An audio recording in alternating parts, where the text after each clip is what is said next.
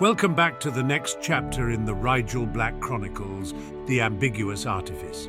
Chapter 5. Her hair was plastered to her forehead with a gel of perspiration. Dust from clouds of kicked-up dirt stung her eyelids. There were areas of her arms and legs that she couldn't even feel anymore. So many times had she blocked punches and kicks with them. Her heart was racing, her muscles shaking, and Harry had never felt so alive. Sparring was exhilarating. It was like running, like flying even, thrilling her spirit and satisfying a physical instinct to just move that she sometimes forgot she had after days cooped up in her lab, but better than running and flying. It was challenging. It wasn't instinctual and it wasn't automatic. Her mind had to be there in the fight every second, striving, pushing, grasping every moment in a vice of concentration and anticipation. Leo never hesitated, never pulled his strikes when her guard slipped. Her body remembered as well as her mind did what happened when she made mistakes, and it learned how to avoid pain, even as her mind figured out how to reconcile strategy with instinct instead of grappling against it. She went sprawling across the courtyard when Leo twisted a foot under her guard and into her ribs, and Harry tasted metal where her tongue got caught between her teeth on impact. It was the second time that morning she'd bitten it, and she was seriously considering putting a roll of cotton between her teeth before the next bout. "That'll do for today, Harry," Leo said, wiping his brow with the bottom of his tunic. "Tomorrow we'll go over low blocks again. You still tend to block higher than necessary when you react without reminding yourself. Good work."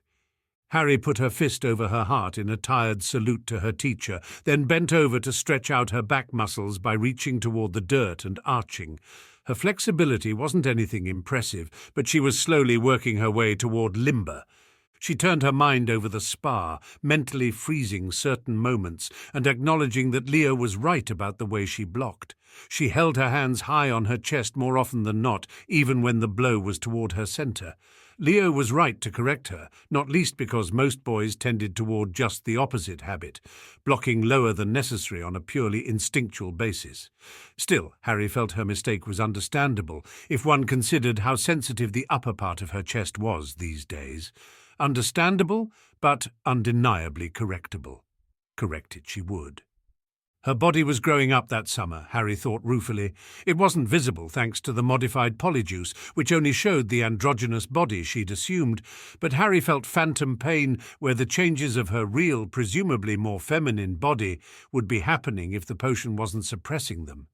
She'd read studies that detailed what happened when people with terminal illnesses polyjuiced into a healthy person in an attempt to escape the reality of their condition. They looked healthy, but their true form was still rotting away somehow, and they experienced the pain of that deterioration, even though the body they wore looked and seemed medically fine. A person's true form was something magic couldn't easily get around. It only hid it away or altered it temporarily most of the time. Not all of her aches were from growth spurts, though. Most of them came from plain hard work. She could run nearly 5 miles in one stretch now, if she pushed it, and she suspected that her increased physical endurance was having a positive effect on the temperament of her magic, which had seemed almost docile in the last few weeks. Perhaps willful magic was a bit like lycanthropy, and being strong in body helped with control. She'd have to look into it. When she and Leo had finished their cool-down stretches, they adjourned to the Phoenix for lunch. She found that she got along even better with Leo now that they'd started sparring. They were still friends, but there was a teacher-student element to their relationship now that added a layer of respect and deliberateness that had perhaps been missing before. She learned a lot from him about protecting herself, though he didn't think her ready to mix magical and physical sparring just yet. Remus had been drilling her in dueling, though, so she couldn't say her development in that subject was being neglected. It was just she and Leo sitting at their table until Crate slid into the seat across from Harry and thrust a scroll at her. "Glad I caught you," the man said. "I've got another express order if you've the time." "Always time for potion brewing," Harry said, shoving her half-eaten soup to the side, despite Leo's disapproving gaze, and opening the more interesting roll of parchment. "The suppressant potion again? I brewed a ton last time." "He wants more," Crate shrugged. An army's worth, it seems like, but I told him it'll keep and keep if the bottles are sealed right, so no reason not to order it all at once. And if he decides later he doesn't need so much, well, it's not your fault he already bought it, right? Leo drawled. It's a living. Crate grinned like a shark. So, how soon can you do it? This much? Harry did a quick calculation of how much free time she'd have if she cut back some of her research hours temporarily. 3 days, she said eventually, deciding to just get it out of the way so she could concentrate fully on her research once more. But I'll need a lot of bottles, so I'll make several trips over the next 3 days until you have the full order. I'll tell the customer to expect it then, Crate said. He then pointed to a hastily scribbled addendum at the bottom of the order. He also wants to know if you can modify a potion for him. I told him I'd ask, but you might need time to work out a substitute for the ingredient he wants taken out. For an allergy? Harry guessed, reading over the request quickly. It was for a fairly standard nutrient potion, not one she'd made before, but common enough that she had a vague idea what it contained. She wondered why Mr. Malfoy was having Crate do the nutrient potion, which wasn't nearly as suspicious as a magic suppressant potion and could easily be procured at a shop that wasn't in Nocturne. She mentally shrugged a moment later, thinking that maybe it was just convenient to get it from Crate since he was making such a large order already. Seriously, what was with all these magic suppressant potions? "What's the ingredient he wants taken out?" Harry asked distractedly. "It doesn't say." Crate frowned and summoned a quill from Solemn's ledger book to jot a note down in the margin. "Sorry about that, it's a sigh." "Akai." Harry couldn't help but jerk slightly and stare at the neatly noted word. "Are you sure?" "Yes," Crate said. "Will it be a problem?" Harry shook her head slowly. No, I'll just use ginseng." The market for which had mysteriously recovered in recent months, the two are interchangeable in most cases. It's the same customer as last time, right? "Yes." Crate narrowed his eyes. "What's wrong? If you suspect something shady, I'll tell him to piss off, kid." Harry shook her head again. "No, sorry, don't pay me any mind. I'll have the nutrient potion ready with the rest of it. It won't take but 30 minutes itself." Outwardly she bade Crate a polite good day and began eating her soup again slowly, but inwardly her mind was churning. Draco was allergic to Akai. The nutrient potion was for Draco then, to be sure, and maybe it was a coincidence that Malfoy was buying the magic suppressant at the same time he bought a nutrient potion for Draco. But maybe it wasn't. She hadn't considered before that the suppressant might be for Draco. It was a potion for kids, little kids, usually no older than 9, who had extreme bouts of accidental magic.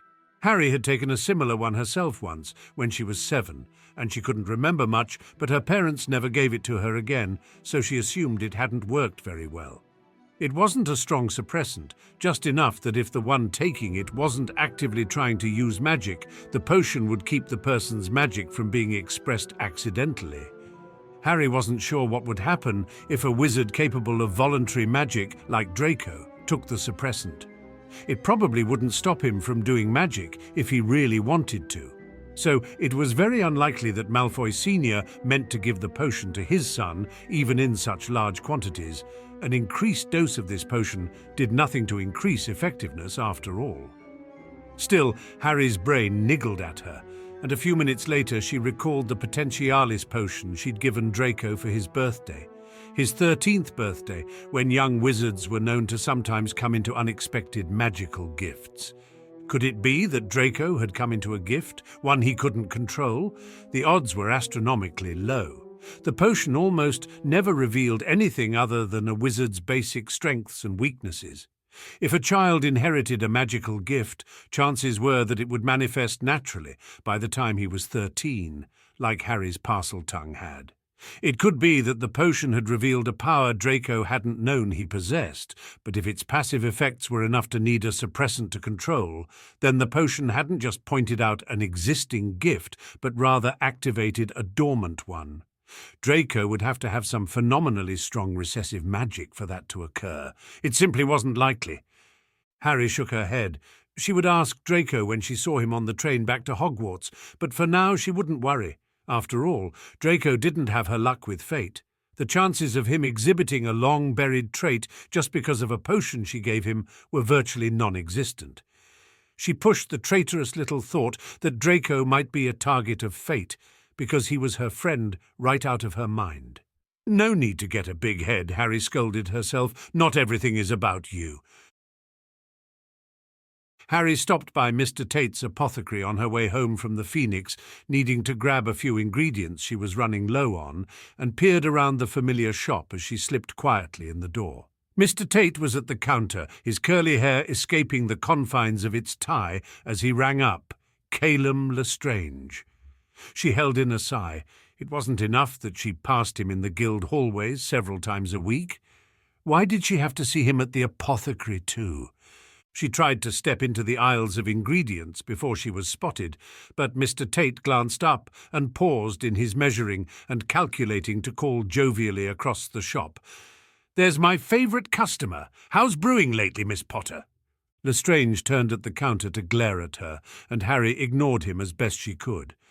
"Hello, Mr. Tate. Everything's been great, thanks to the excellent quality of your ingredients, no doubt." Tate chuckled and waved a large hand with false modesty. "Well, look around, look around. There's some wonderfully fresh salamander skin just in—" Interested, Harry peeked at the salamander skin for a few minutes before grabbing a basket and picking out the ingredients she knew she was running low on, including a bundle of ginseng. She eventually found everything she needed and was surprised to see Lestrange still at the counter when she left the aisles. "Just come down a few sickles," Lestrange was saying urgently, though quietly. "I can pay 30. "And it costs 35, Tate said, apologetic but firm. "Either pay the whole or pick what you can do without—" "I need it all," Lestrange snapped. "I'm a researcher. I can't afford to cut corners on costs. Give it to me on credit. I'm good for it."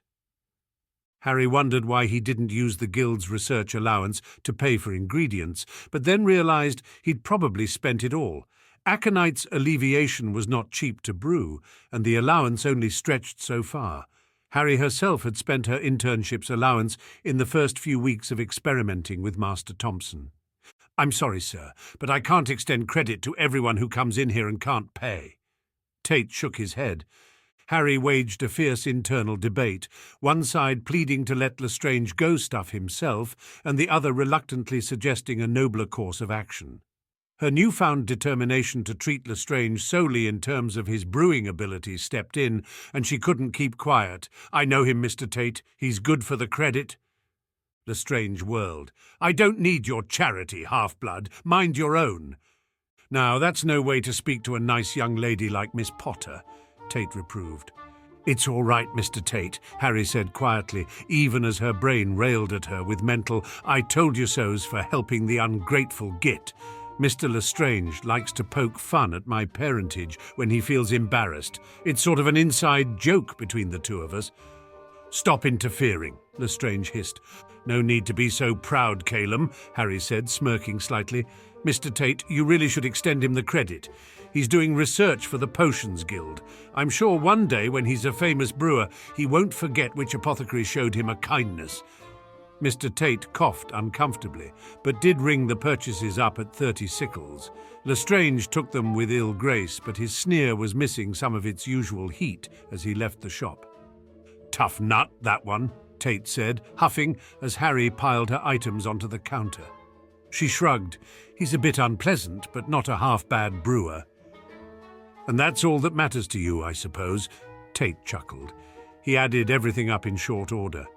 "That'll be 16 sickles and 3 nuts. Shall I put it on your school account as usual, Miss Potter?" "Yes, thank you," she said. She dug in her purse for 5 sickles and pushed them across the counter as well. "In case he doesn't pay you back the credit." "Oh, no," Tate said quickly. "I couldn't, Miss Potter. If he pays you back, you can credit them toward my next purchase," Harry said. "And if he doesn't, then it's my fault for recommending him. Good day, Mr. Tate." "You as well, Miss Potter. Don't let Crate overwork you now." "I never do, Mr. Tate." The next day, when Harry stepped into the guild, she was startled by the amount of people milling about the lobby.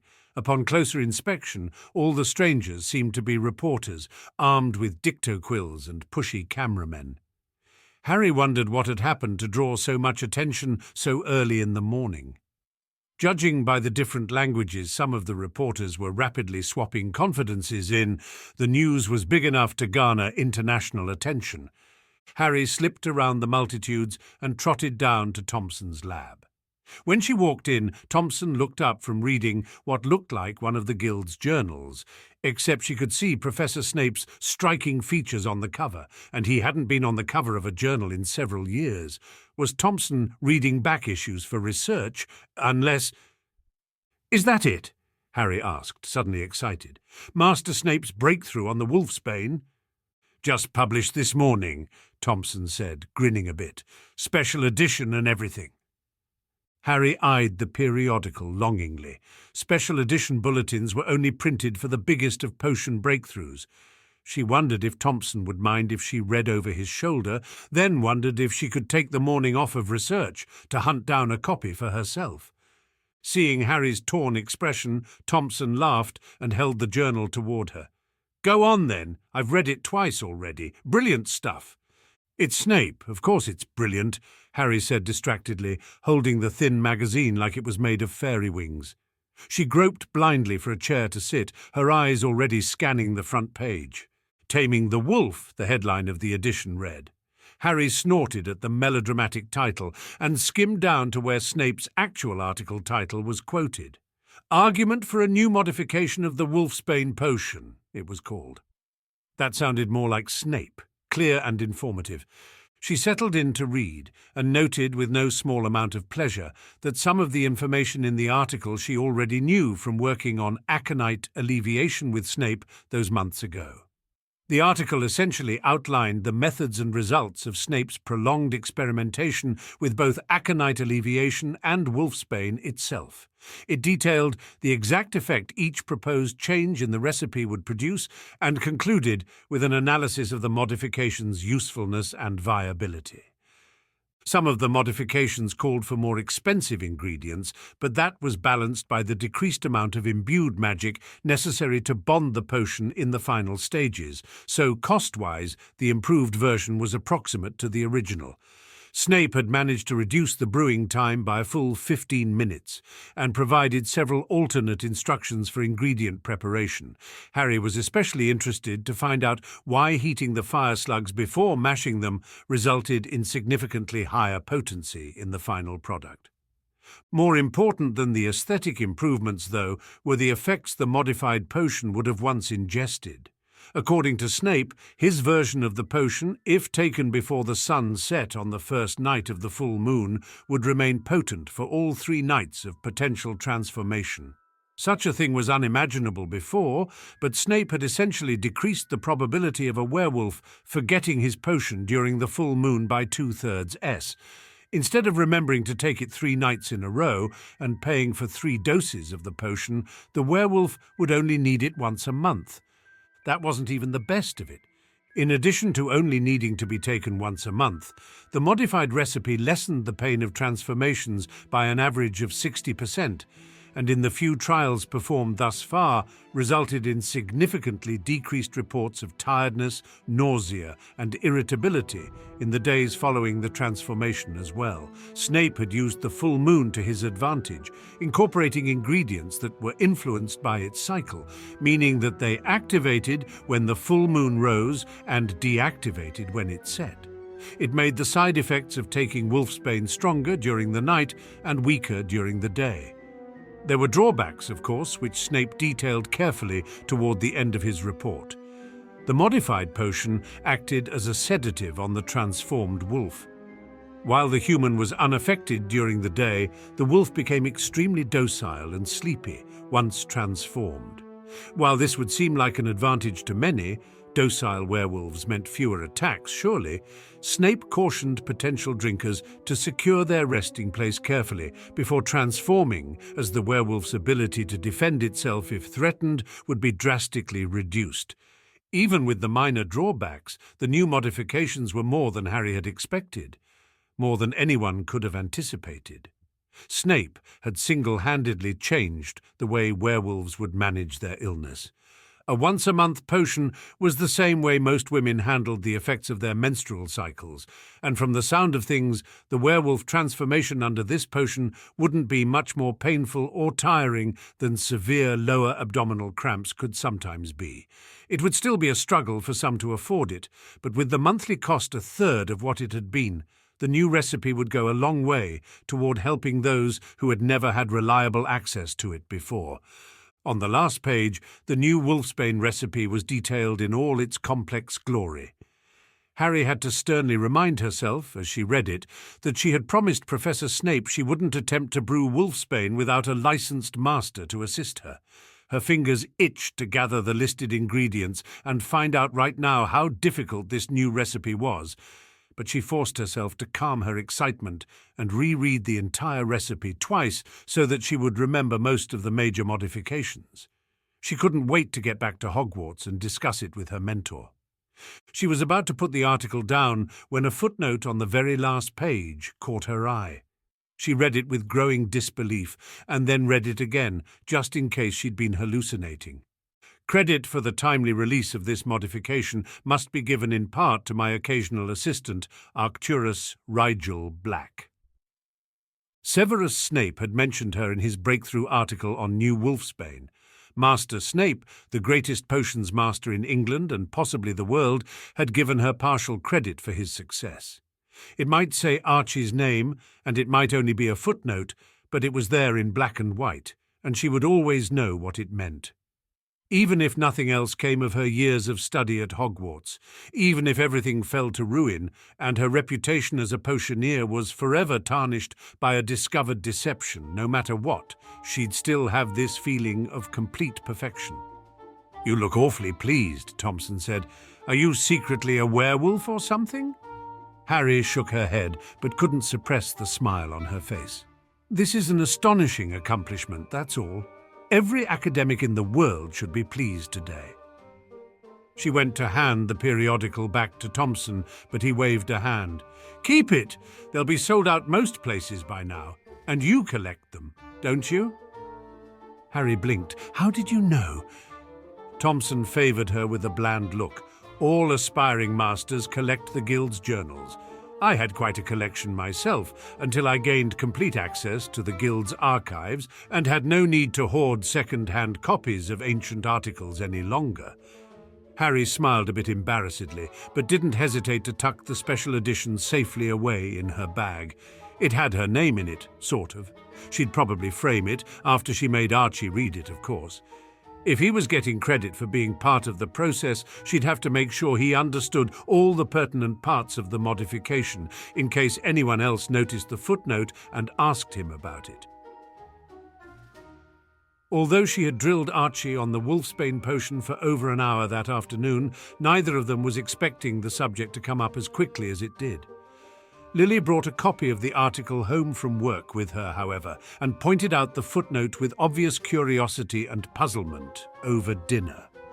"I had no idea you were assisting Potions Master Snape," Lily said. "You must be very talented, Archie, for him to single you out among all his students." "I learned it all from Harry," Archie said, chuckling a bit self-deprecatingly. "But I guess I am pretty good at potions, compared to a lot of people our age." "But Snape?" Sirius couldn't seem to wrap his head around it. "How long have you been assisting him?" "It's an on-and-off thing," Archie shrugged. "I didn't mention it because it didn't seem like a big deal."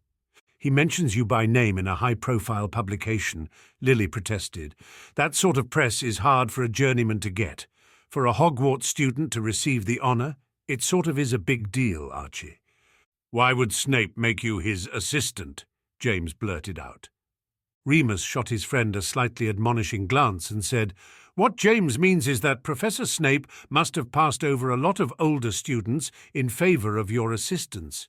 Do you know what persuaded him?" Archie looked uncomfortable, so Harry decided she ought to jump in. "He did it for me," she said, casting a grateful look at Archie across the table. "I love AIM, but first year I was a bit disappointed not to be going to Hogwarts, if you remember." I felt like I would be missing out on invaluable potion instruction by not studying under Master Snape. In exchange for me sending him information about the healing tract at AIM, Archie approached Snape for extra potions lessons. Yeah, Archie chimed in before the adults could comment on the odd exchange of knowledge. At first he would just give me extra work, but it turns out he needs an assistant sometimes, and he was tired of retraining the Newt students every time one graduated, I think. He decided just to use me since I wasn't busy with exam prep and I wasn't going anywhere for a while. Well, Lily said, looking nonplussed, it's still very impressive that you assisted him with such difficult experimentation. It was completely safe, Archie hastened to assure them. I helped mostly with fetching ingredients and other auxiliary stuff. I'm certainly not allowed to brew wolfsbane on my own. Honestly, I didn't do much. The footnote was just a courtesy, I think. It was nice of him to remember my involvement, though. Nice? Snape? Sirius sighed. The world's gone all wonky these last few years. Old people always say that when they don't like the way society develops, Archie said archly, soon you'll be bitter and judgmental too, and in 100 years your great-grandson will roll his eyes at your portrait for being so stuffy and old-fashioned. Why you... Sirius promptly dumped the kale salad over Archie's head. I'll show you stuffy. Not the vegetables, Lily sighed. Why did you have to ruin the only healthy thing on the table? Addie's still eating healthy, James pointed out helpfully. They all looked at Addie, who gurgled at them around her bottle when she noticed. Lily sighed. Hurry and grow up, Adriana. I need more people on my side. You assume Addie will be on your side, Archie said, grinning, but every time she comes over to my house, I let her listen to the Weird Sisters. She's going to be on my side if anyone's... But I'm the one who feeds her chocolate, Remus said innocently. I really think she'll be partial to me by the time she gets old enough to figure out how awful vegetables are. Rock music and sweets? Sirius scoffed. That's not the way to a lady's heart. I take Addie shoe shopping. He puffed out his chest proudly, and Lily narrowed her eyes at him. Were you the one who charmed her shoes to hiss like tiny snakes when she bounces them? Sirius's face was too innocent not to be guilty. Me? I thought you did that, Lily. Lily raised an eyebrow. Why would I? So she doesn't get eaten by my courtyard snakes when she comes over to play, of course, Sirius said cheerfully. They think she's one of them now. They love peering their little faces into her basket while she's sunning. Sunning? This was apparently too much for Lily. Merlin help you if my baby gets freckles, Sirius. I'll have your snakes for skins, and then we'll see who has a new pair of shoes. James and Remus couldn't hold their laughter in any longer, and their loud guffaws set off the rest of them. Even Lily rolled her eyes eventually and picked Addie up to cradle her in her arms. Please be sane when you learn to talk, little one. I can't take much more of this nonsense. Harry cursed as the handwriting charm slipped and smudged the label she was spelling until it was unreadable. She didn't want to spare the time to redo it, but she also didn't want one of the Malfoys to recognize Rigel's writing. She wiped the label clean and reapplied the charm with more concentration, then hurriedly stowed it in the crate with the others. It was the last batch of suppressants she'd been working on for Malfoy, and she was almost past her deadline. She'd said she would have the rest by 3 that afternoon, and it was 20 minutes till by the time she cleared away her lab station and headed for the flue. She couldn't move quickly with the crate of potions in her hand, and the alleys were busy with afternoon shoppers, so it was another 15 minutes before she reached the Serpent's storeroom. She nudged the door open with her foot, saying, Sorry, Mr. Crate, I lost track of time at the guild this morning. Not at all, you're right on time, kid, Crate said, taking the crates from her and setting them in a pile with the other crates, which were waiting by the register. It was then Harry caught sight of Mr. Malfoy sitting behind the counter, looking unreasonably poised in Crate's dingy shop. Here's the last of them, sir. Crati said proudly, Quality guaranteed. By who? Mr. Malfoy drawled. Your little errand boy? Harry bristled, but didn't say anything other than, See you around, Crate. One moment, boy, Malfoy said imperiously. I require a word about the brewer who employs you. Crate employs me, Harry said shortly, not interested in letting Malfoy get to know Harry the way he knew Rigel. Malfoy frowned down at her closed expression. "The brewer who gave you those potions, then? What do you want to know?" "Do you watch him brew the potions?" Malfoy asked. "Sure," Harry said, shrugging dismissively. "Is he sober? In control? How many cauldrons does he attempt to brew at once?" Malfoy fired questions at her without giving Harry a chance to answer.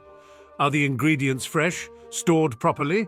Does he—" "Here now, my brewer is perfectly competent," Crate protested. "You'll excuse me if I don't simply take your word for that, Mr. Crate," Malfoy sneered. Harry recognized the sharp edge in Malfoy's eyes, and if she hadn't been convinced at least some of the potions were for Draco before, she was now certain. "Mr. Malfoy," she said carefully, "these potions are perfectly safe. I can assure you that they were brewed responsibly and with proper attention to Guild-recommended safety regulations." Malfoy shot Crate a rather dark look. "Complete anonymity indeed." Realizing she'd said Malfoy's name out loud, Harry quickly said, "Don't blame Crate. You're not exactly low profile, Mr. Malfoy. A picture of you at your garden party was in the society pages just a few weeks ago." "You read the society pages?" Malfoy sneered skeptically. "Doesn't everyone?" Harry said, a bit sarcastically. Malfoy was looking faintly amused now, though he still raised an eyebrow imperiously when he asked, "If you read the article, you'll know who did our catering for the party, won't you?" Harry raised an eyebrow right back. She hadn't read any such article, of course, but there was only one wizarding entertainment company that hired non-human waiters and waitresses, and they were quite well known for it. "Mystique Event Management," Harry said airily in the face of Crate's nonplussed look, "usually known for their cutting-edge taste. But I hear the nymphs at your party were rather tackily overdone." "You insolent little—" Malfoy visibly gathered himself, then said, "Dobby—" Harry was confused for half an instant, and then Dobby the elf popped into the shop. "Master's crates is being ready?" Dobby asked, half looking up at Mr. Malfoy, half cringing away. "This stack," Malfoy gestured at the crates. "You know where to take them."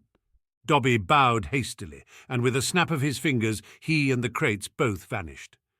"Good day, Mr. Crate," Malfoy said, inclining his head an infinitesimal amount toward the shopkeeper. "And as for you," he turned to Harry with a threatening gleam in his eyes, "since you so earnestly ensured these potions' quality, you won't mind if I take any imperfections out of your impertinent hide." It was not a question. Harry had always known this dangerous, pitiless predator lay beneath Lord Malfoy's socialite exterior, and the only surprise she felt at his threat was that he should bother intimidating a street kid like her, who should rightfully mean nothing to the rich lord. "Good luck finding any," she said, false sweetness in every note. He turned on his heel and left the shop without acknowledging her further. "You've got to stop being rude to my customers," Crate sighed. "Only that one," Harry said. "And he came back for more, didn't he?" "It's just not like you," Crate pointed out. "How well do you really know me, Mr. Crate?" Harry asked, somewhat rhetorically. "Well enough to know that no matter how rude you are to Mr. Malfoy, he's not going to forget you any faster," Crate said knowingly. Harry cleared her throat uncomfortably. "Any other orders come in?" "None that my other brewers can't handle," Crate said, scratching his head as though wondering when Harry had become not one of his brewers, but his best brewer. "See you around, then," Harry said, waving a bit before slipping out of the shop. She spent most of that evening researching and practicing the shield spell she would use in her final project, but the last hour before bed was reserved for perusing the Dark Disguise book, as she'd taken to calling it. Since she'd received the book from Leo, she'd mastered the voice-changing spell, along with a spell to thicken her hair. It worked on everything, from the hair on her head to her eyebrows, leg and arm hair. But unfortunately it only worked on hair that already grew, so it wouldn't help her grow facial hair. In between learning useful little spells like that, she'd been studying auras. Interestingly, the majority of the chapter on auras was about how to suppress your aura so others couldn't recognize it. Suppressing was supposed to be the difficult part, and projection was only explained briefly as a reversal of suppression. In theory, Harry could learn how to project her aura, but it involved undoing the suppression, which seemed like a waste when suppressing was supposed to be so difficult to achieve. Luckily, there was another option. The rest of the chapter covered constructing auras. After suppressing one's own aura, one could apparently learn to project a false aura that, while rudimentary, would fool most aura sensors.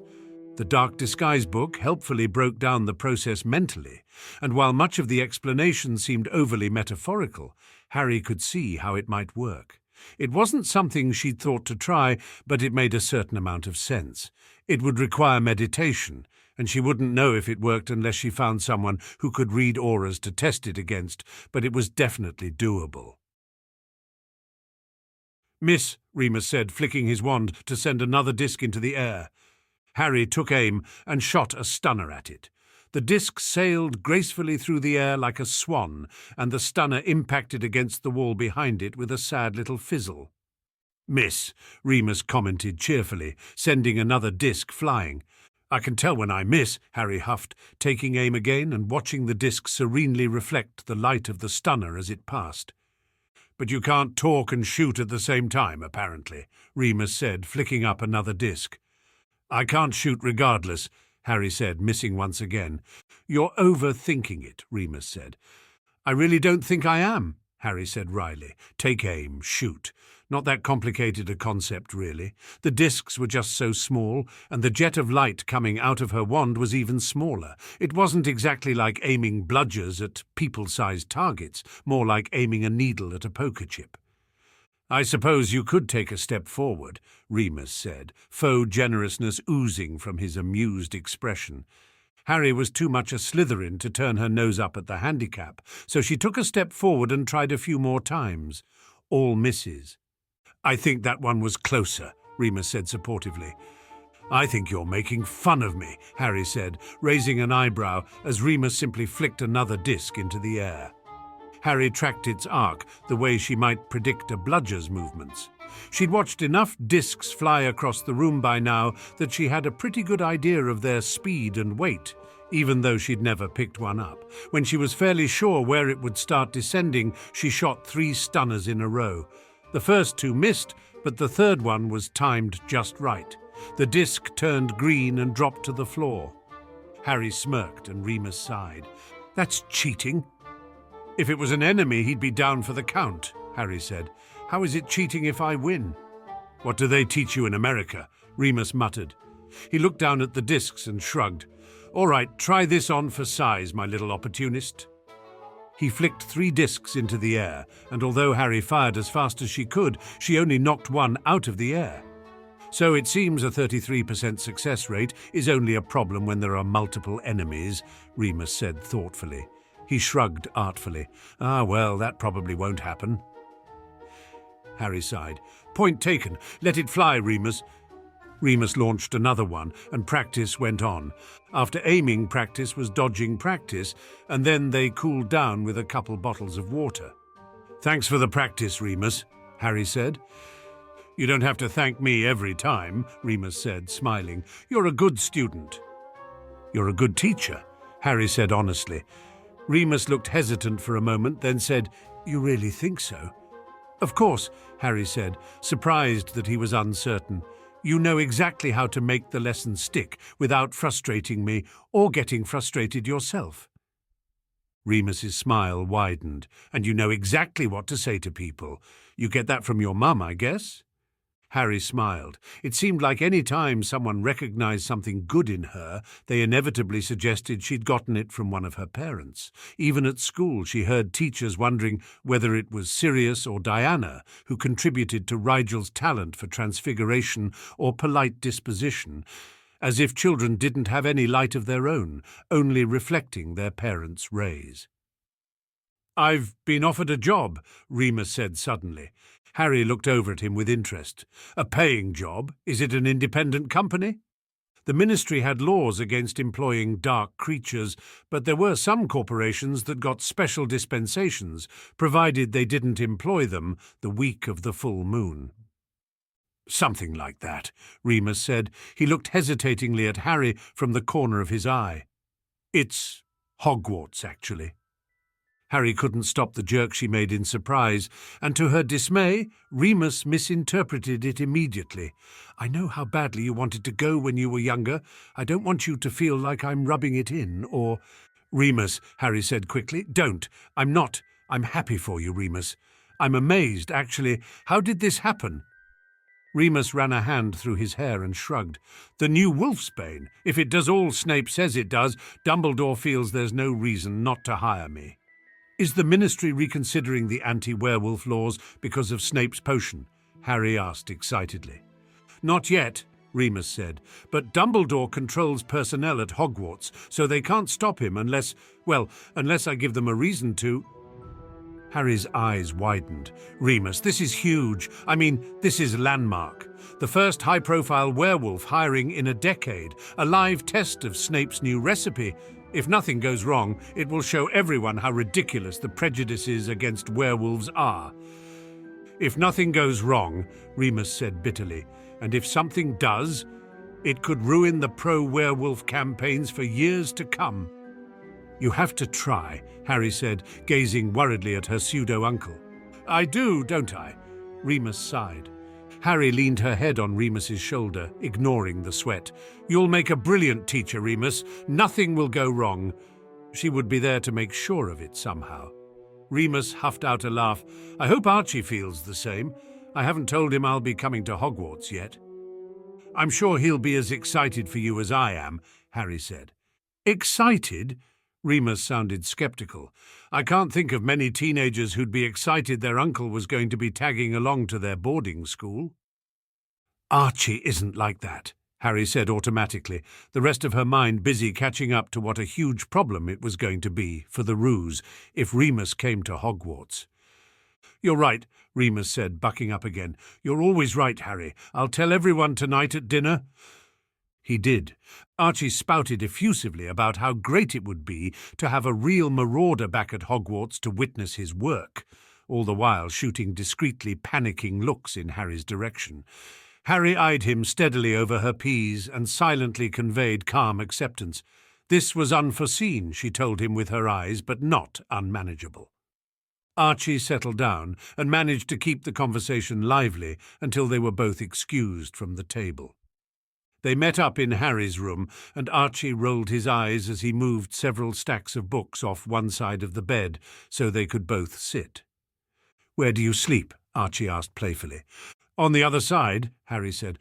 "Obviously. How do you pull back the covers?" Harry opened her mouth, then shut it again, thinking. When was the last time she'd slept under the covers?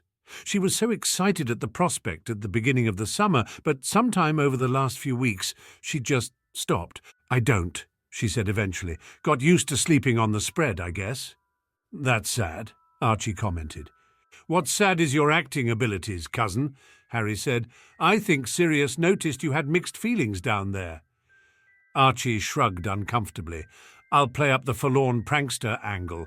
I want to spend more time with my uncle, but I don't want my friends to think I'd rat them out to a teacher. And I don't want anyone to think I get special treatment, etc. Dad will comfort me, and I'll agree with him. Summon up a cheerful smile, and then he'll feel better, and useful as a parent, and forget I ever acted strangely." "All right," Harry said, pretending it didn't make her sad that someone as innocent and earnest as Archie was becoming so manipulative. "I can work that angle at school too. Avoid Remus for the most part, pretend to be uncomfortable, but apologetic about it, of course." "What about in classes?" Archie asked. "If this new potion does all it says, Remus will be teaching the week of the full moon. His senses won't miss that you don't sound or smell like me." "Sound I can fix," Harry said, taking out her wand and pointing it at her own throat. "Muta evocem." "What's that do?" "What's that do?" Harry mimicked. The sound was virtually identical. "That's pretty good," Archie laughed. "Say something else." "I don't take orders from slimy Slytherins," Harry drawled. "Oh, very nice," Archie said. "It's not perfect, though. Remus would be able to tell the difference." "If he heard them next to one another," Harry agreed. "But I'll try to go as long as possible without speaking to him once school starts. That way his memory of what you sound like will be a little dull." Archie nodded. I'll minimize the words I say to him in the weeks before school starts. He'll second-guess himself before he guesses the truth, and he'll be on that new potion. He might attribute the change in his senses to a side effect. Harry nodded. That will help with smell too, but I'm still going to need several vials of your sweat. Archie stared at her for a beat. You're kidding. I'm not, Harry said, blinking. Wasn't the solution obvious? I'll distill your scent and make a musk out of it. I'll just spray it on my clothes before I go to defense class.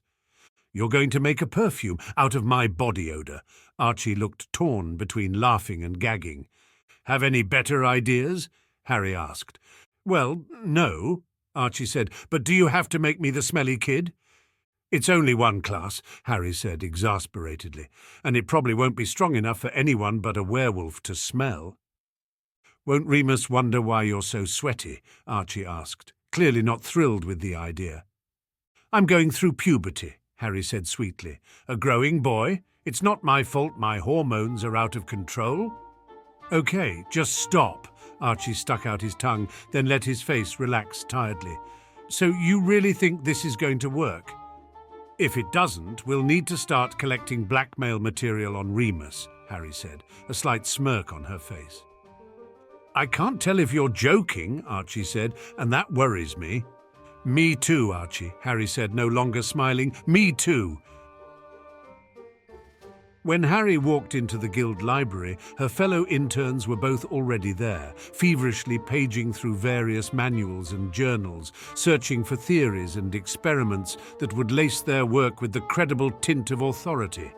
Harry joined them, pulling out a few instruction booklets on advanced brewing techniques to try and find ones that were similar to imbuing shaped magic. She thought there ought to be a few wandless brewing techniques, like the one Snape had shown her while brewing aconite alleviation. That would be comparable. She'd only been reading for 20 minutes when Master Hurst came into the library and beamed at finding them all there. All hard at work, I see, Hurst said lightly. Very good. I've come to see how many tickets you'll be needing for the open house. The caterers need to have an estimate for the buffet, and I think there's been talk of seating charts, though considering we don't own any chairs, Merlin knows how they'll work that out. I require 3, Cassilis said at once. My parents and my elder brother will all be attending. All right, Hurst said, noting the number down. Miss Potter, I assume your parents are both still planning to attend? Yes, Harry said. And could I have 3 additional tickets for my cousin and uncles? There was no need to get a ticket for Addie, as Lily had arranged for Alice Longbottom to watch her that day. Certainly, Hurst said, smiling. Mr. Lupin will be excited to see Mr. Lestrange's project as well, I imagine. I dare say he will, Harry agreed. Lestrange had a bored look on his face. At least one person will be seeing it then. I don't require any tickets, Master Hurst. None? Hurst looked taken aback. Well, if you're sure, you can always change your mind later, Mr. Lestrange. Thank you, Master Hurst. Lestrange inclined his head and went back to his reading. Harry wondered why his parents wouldn't be coming to the event. Maybe they had a prior engagement. She shook her head and reoriented herself in the material she was looking through. It really wasn't any of her business. It was Saturday morning, 2 weeks before the open house, and although Harry had planned to spend the morning experimenting, Archie had other plans. Your birthday is in 16 days, Archie reminded her as he bounced around her room, picking up various things and placing them on her bed. And I don't have a present for you yet. That sounds like your problem, Harry noted. I have work to do. You always have work to do, so that's not an excuse, Archie said, tossing her shoes on her bed next, followed by her coin purse. Always being true actually makes it a very reliable excuse. You have to come with me to Diagon Alley to pick out your birthday present, Archie insisted. Won't it ruin the surprise? Harry said absently, thumbing through the copy of Snape's article that Thompson had given her. She'd read it several times, but she hadn't memorized it yet, so it was still interesting. Surprise is less important than enjoyment, Archie said. You can be surprised by other people's gifts. I want you to like mine.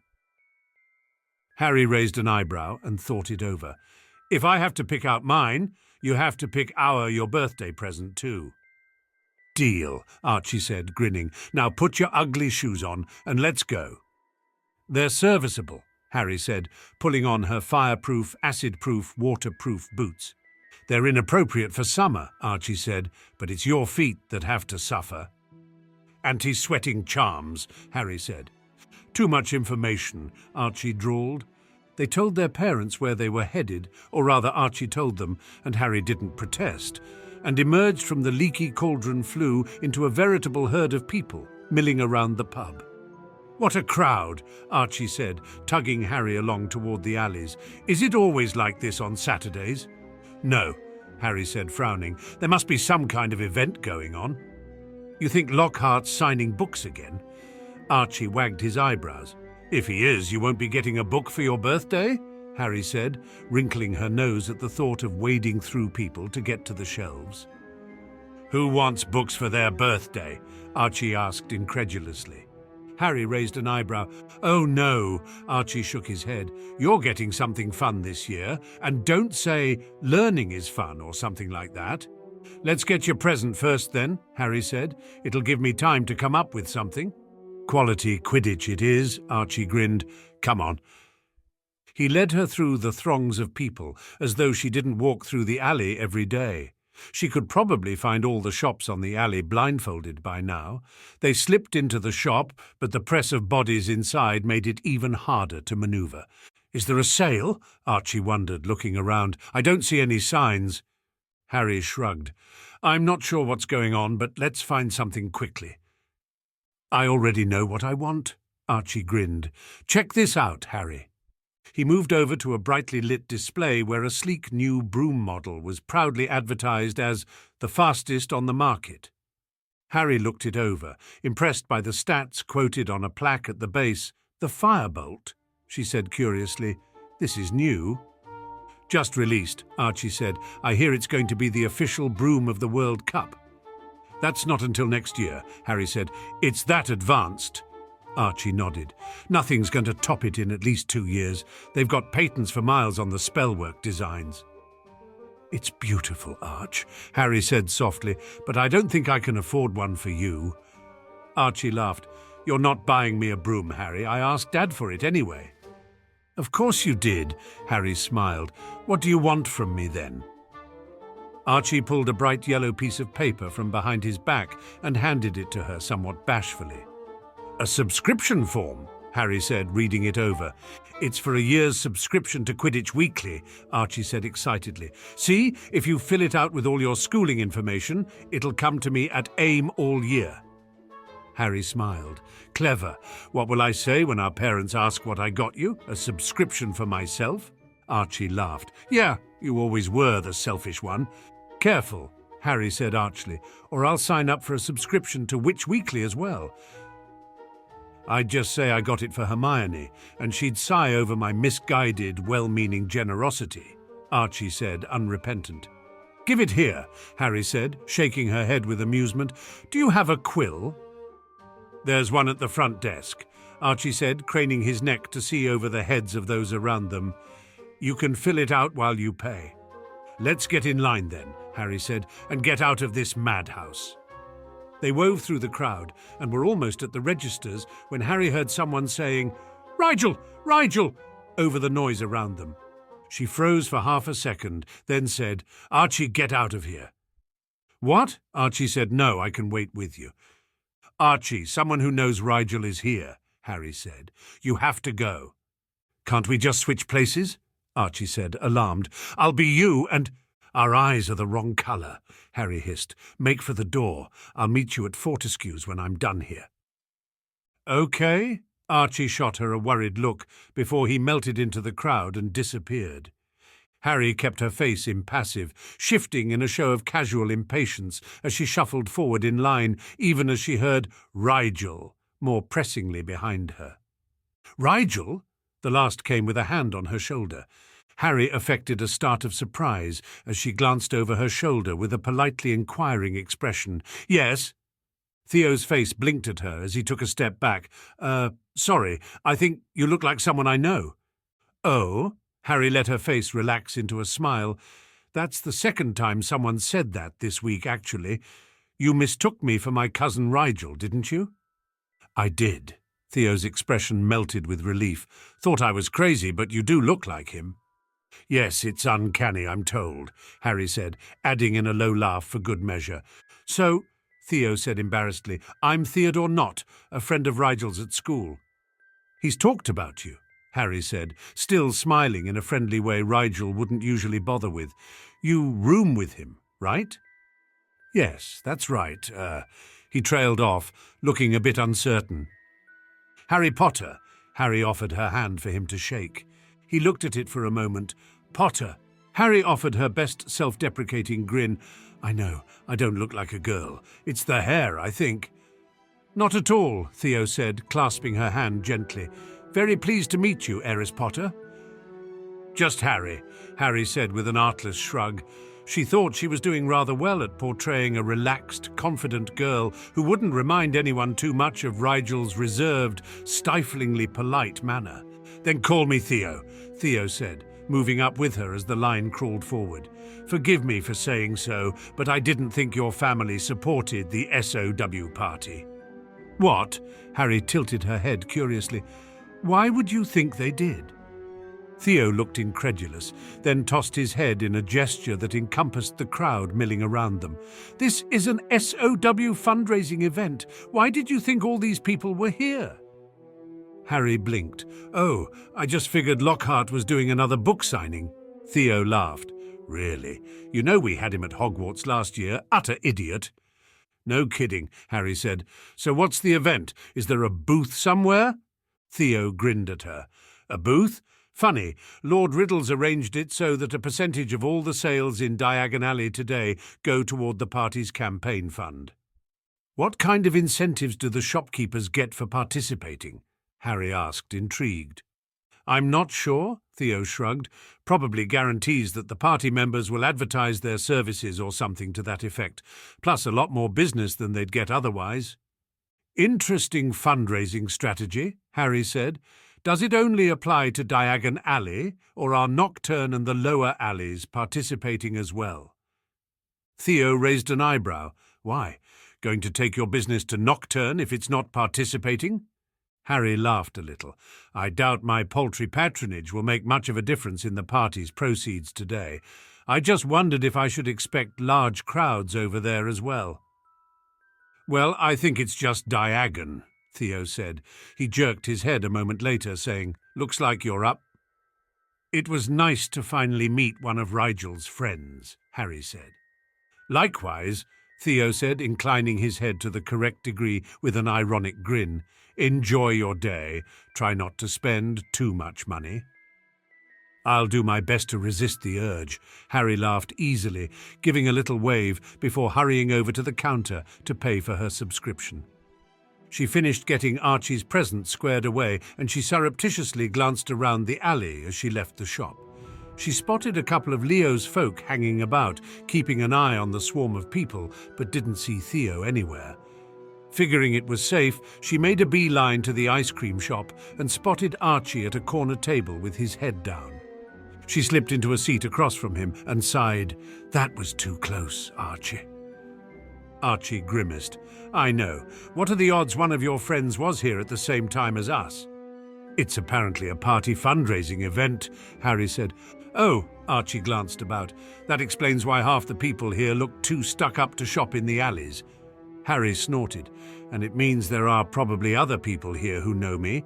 We should go. But you're present? Archie looked very disappointed.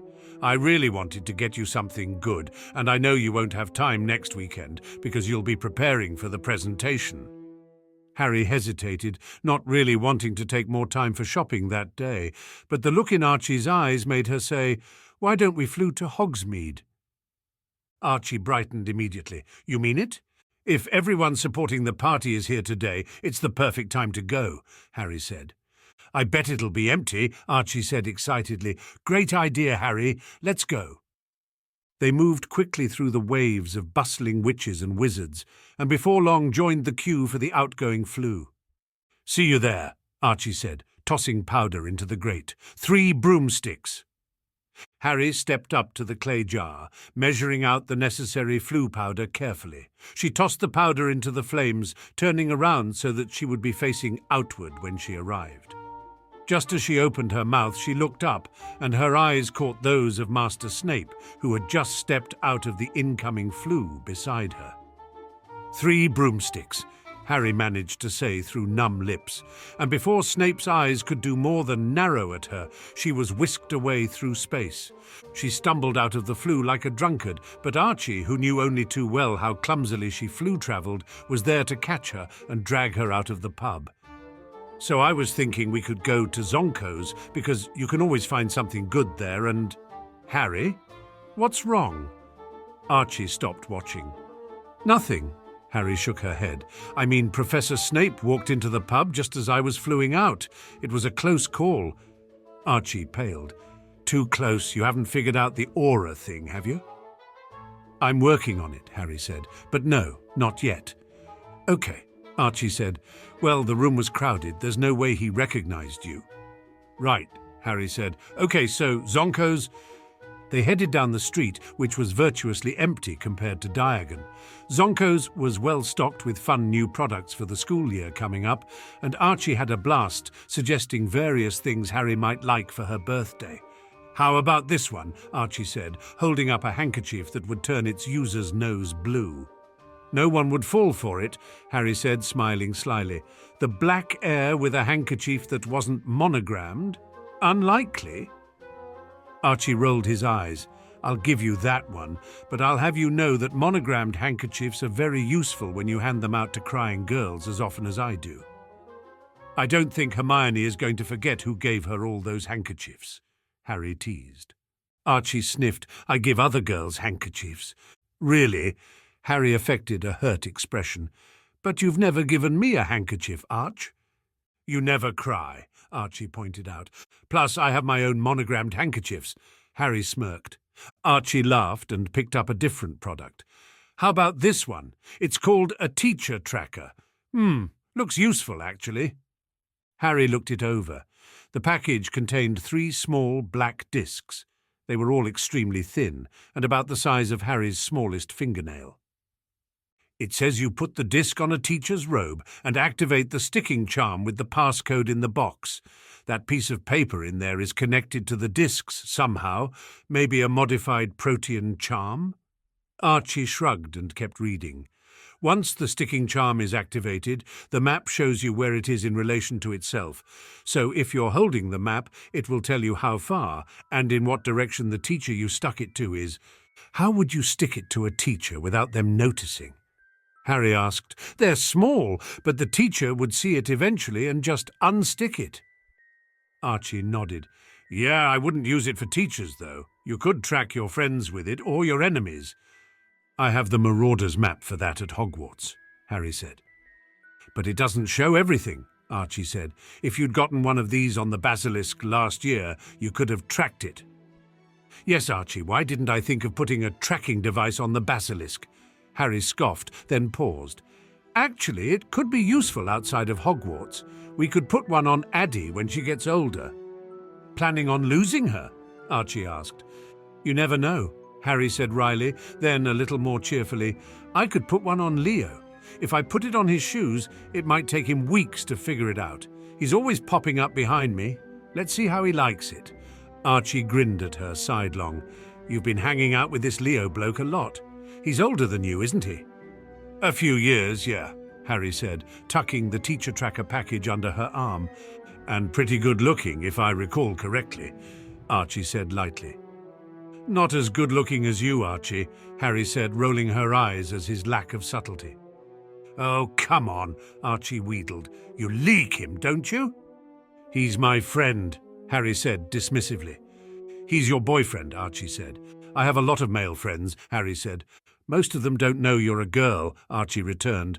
Leo doesn't care that I'm a girl. He thinks I'm funnier as a boy, actually. Harry laughed. Give up, Archie. There's nothing there to tease me about. Now you and Hermione, on the other hand. Oi, Archie backpedaled quickly. Hermione is completely sexless to me. Harry winced. Don't ever tell her that if you want to keep your face the way it is.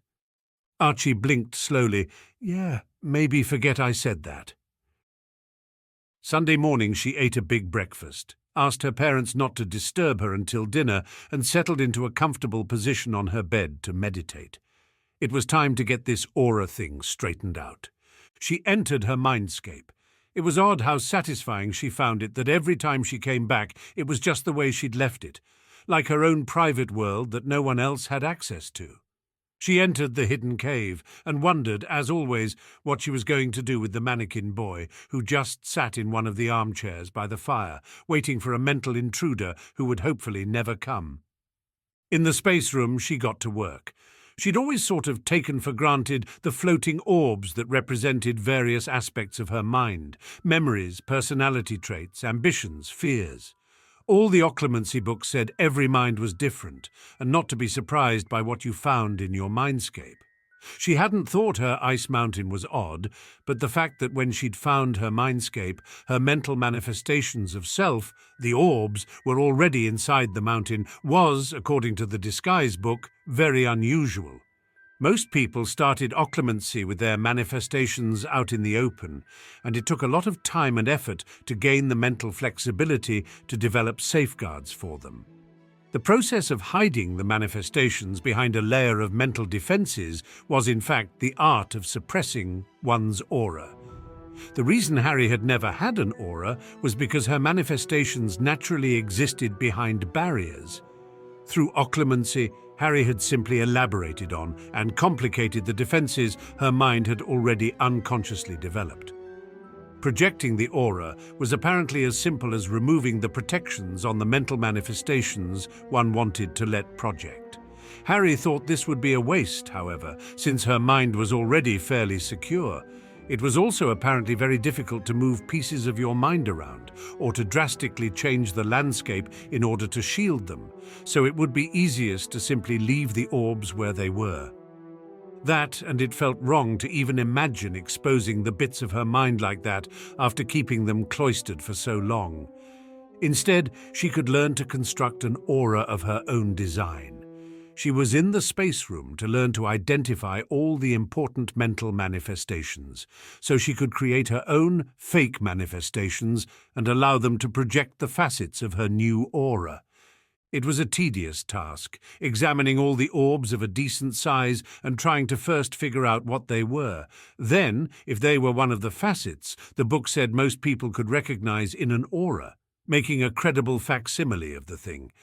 She created copies of the orbs that designated her age, various bits of her personality that she liked, her patience, drive, and determination, to name a few, and some of the obvious features she and Archie shared: dark hair, fair skin, relative health and fitness. It was amazing how many things that represented her had a mentally represented equivalent in the orbs. When she came to the orb that embodied her femininity, she hesitated, but in the end reproduced it faithfully. Harry Potter would have an aura, and it should be female. She could always pick through Archie's mindscape to figure out how to make it male later, if she really needed to. The only thing she didn't reproduce faithfully, which the book said would be very obvious if omitted to anyone who could read auras, was her magical power level. If her magical core was shielded, her power level wouldn't manifest in her aura. The books that said a person's aura was a combination of physical and mental magical energy were correct, but they didn't explain that the physical energy got transferred through the mental manifestation of the magical core. Because her core's manifestation was contained deep within her ice mountain, it didn't get projected. She couldn't have an aura without any magic being projected. That would be suspicious and obviously contrived. She also couldn't just move her sun out into the first level of her mindscape. It would be vulnerable, and it would tell everyone who could sense auras exactly how much magic she was capable of producing. Rather than have her enemies know her exact strength, she would make them underestimate her. She held out a hand toward her sun and curled her fingers coaxingly. "Come on, just a little, please." A small stream of fire drifted into her palm and wrapped itself into a ball of flame that danced between her fingers. She carried it before her like one of the Black's starlights, and the copied orbs she'd been creating trailed after her like a bizarre, ghostly parade of burning souls. She stepped out onto the mountainside, but despite the raging storm, her train of lights didn't flicker. She spent the next little while setting the orbs up in a perimeter around the mountain.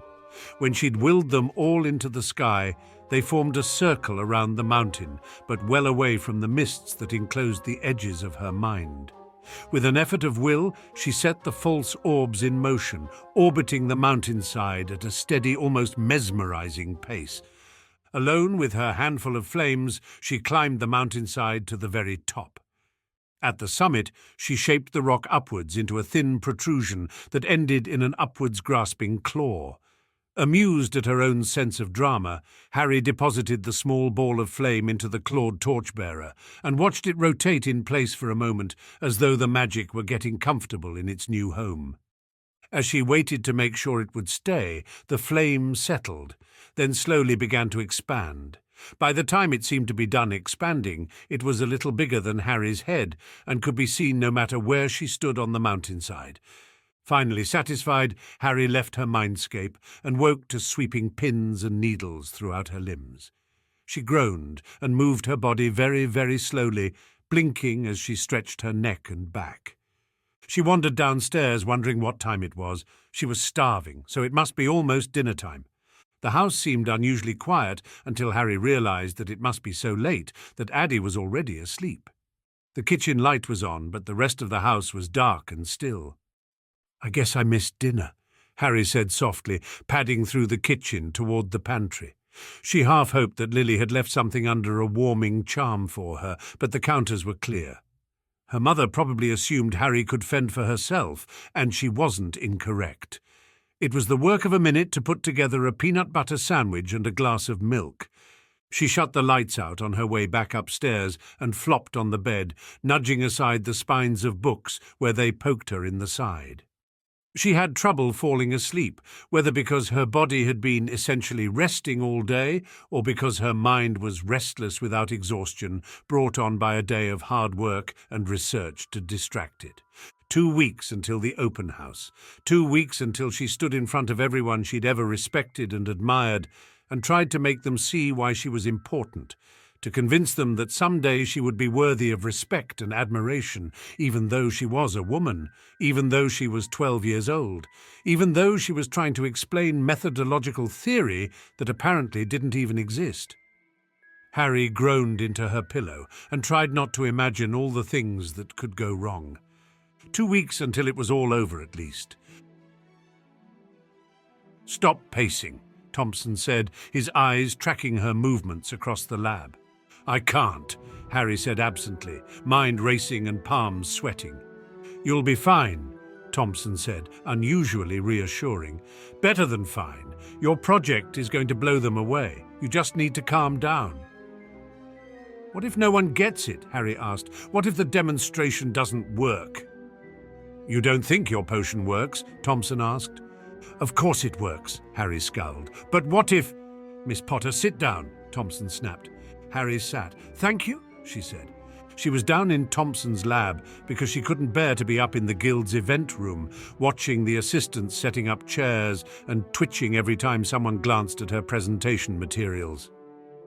The open house started at 4, and Harry thought it was sheer torture on Aldermaster Hurst's part to make the interns arrive over 2 hours early. It had taken Harry under 20 minutes to set up her materials to her satisfaction, and the rest of the time had been spent reading and rereading her speech and then driving Thompson up the wall with her pacing. "Don't let yourself get riled up," Thompson said, his tone soothing, as though she were a wild beast. "When we go up, most of the masters will already be present. These are very busy people, and they don't like to waste their time. Keep your remarks short and to the point. The demonstration will speak louder than anything you say, and most of them would rather peruse the theory at their own leisure. That's what the paper you'll write in the next 2 weeks is for." "Okay," Harry said, starting to psych herself up. "I'll just introduce the concept, then demonstrate. Results are more important than theories." "Exactly," Thompson said. "Your paper will be picked over for the exact methodology and theory later, but for now, the buzzards just want to see what your project can do." Harry nodded. "I can do this. You can, Thompson agreed, if you don't panic. Easier said, Harry muttered. This is only my future career on the line. Go ahead and panic then, Thompson shrugged, but don't you dare show it. No one likes a nervous potioneer. Nervous people make mistakes, try too hard, and usually get someone killed. Present a calm, dignified facade. You know what your project is worth. Make sure they know it too. Harry took a deep breath and summoned up the calmest mask she could find. Her muscles settled into smooth planes, and her eyelids shuttered the dilated wildness of her pupils. "What's the presentation order again?" Harry asked, voice even. Thompson's eyebrows rose. "That's eerie. You ever thought of becoming a player?" Harry shrugged fluidly. "Who has the time? The presentation order?" "You're last," Thompson said. "I expect the Aldermaster arranged it that way. He's quite excited to see the results of your project." "I'll try not to disappoint him," Harry said. Her breathing had slowed, and rising up over the panic came a steely determination that she was completely familiar with. This was her day. She deserved this moment, and she would make the most of it. With those thoughts in mind, Harry was utterly poised by the time Thompson led her upstairs. Severus. Snape despised social events, but a man in his position could not afford to ignore politics, be they party or otherwise. That said, the Guild's annual open house was perhaps the most odious event of the summer season. Every year, 3 unfortunate adolescents were paraded before the masters of their field and made to feel as though, somehow, the project they'd worked on for a couple of lazy summer months mattered to the potions community at large. Inevitably, the would-be potioneers chose ambitious and impractical topics, spurred on by their soft-hearted mentors and deluded with visions of intellectual renown. They presented their hasty research on notorious potions their immature brains could not possibly comprehend, and the masters clapped and smiled as though they'd learned something listening to snot-nosed upstarts lecturing them on the subtleties of their own art. It was sickening, but the press adored the spectacle, and Aldermaster Hurst could have been given a mastery of manipulation for the way he played on the imagination of the masses. The Potions Guild was so supportive of today's youth, furthering intellectual horizons everywhere. It was enough to turn his stomach. The decorations were as drab as ever, and no doubt the catering would be somehow worse than last year's slop. But there was one thing Severus admitted to anticipating at this particular open house. This year, James Potter's whelp was one of the upstart brewers, and it would be deliciously amusing to watch the child stutter and blush her way through an embarrassingly patronizing and tedious presentation. Miss Potter would be unlikely to appreciate the mortifying irony of the spectacle, but that didn't mean Severus couldn't privately revel in the pathetically inane speech his rival's offspring would no doubt attempt to deliver. "Severus, there was Hurst in all his press-mongering glory. So pleased you found the time." "How could I miss the opportunity to witness the next generation of potioneers on the rise?" Severus drawled. He doubted the member of the press corps currently drooling over the Aldermaster's shoulder caught his sarcasm, but Hurst's eyes flashed with amusement.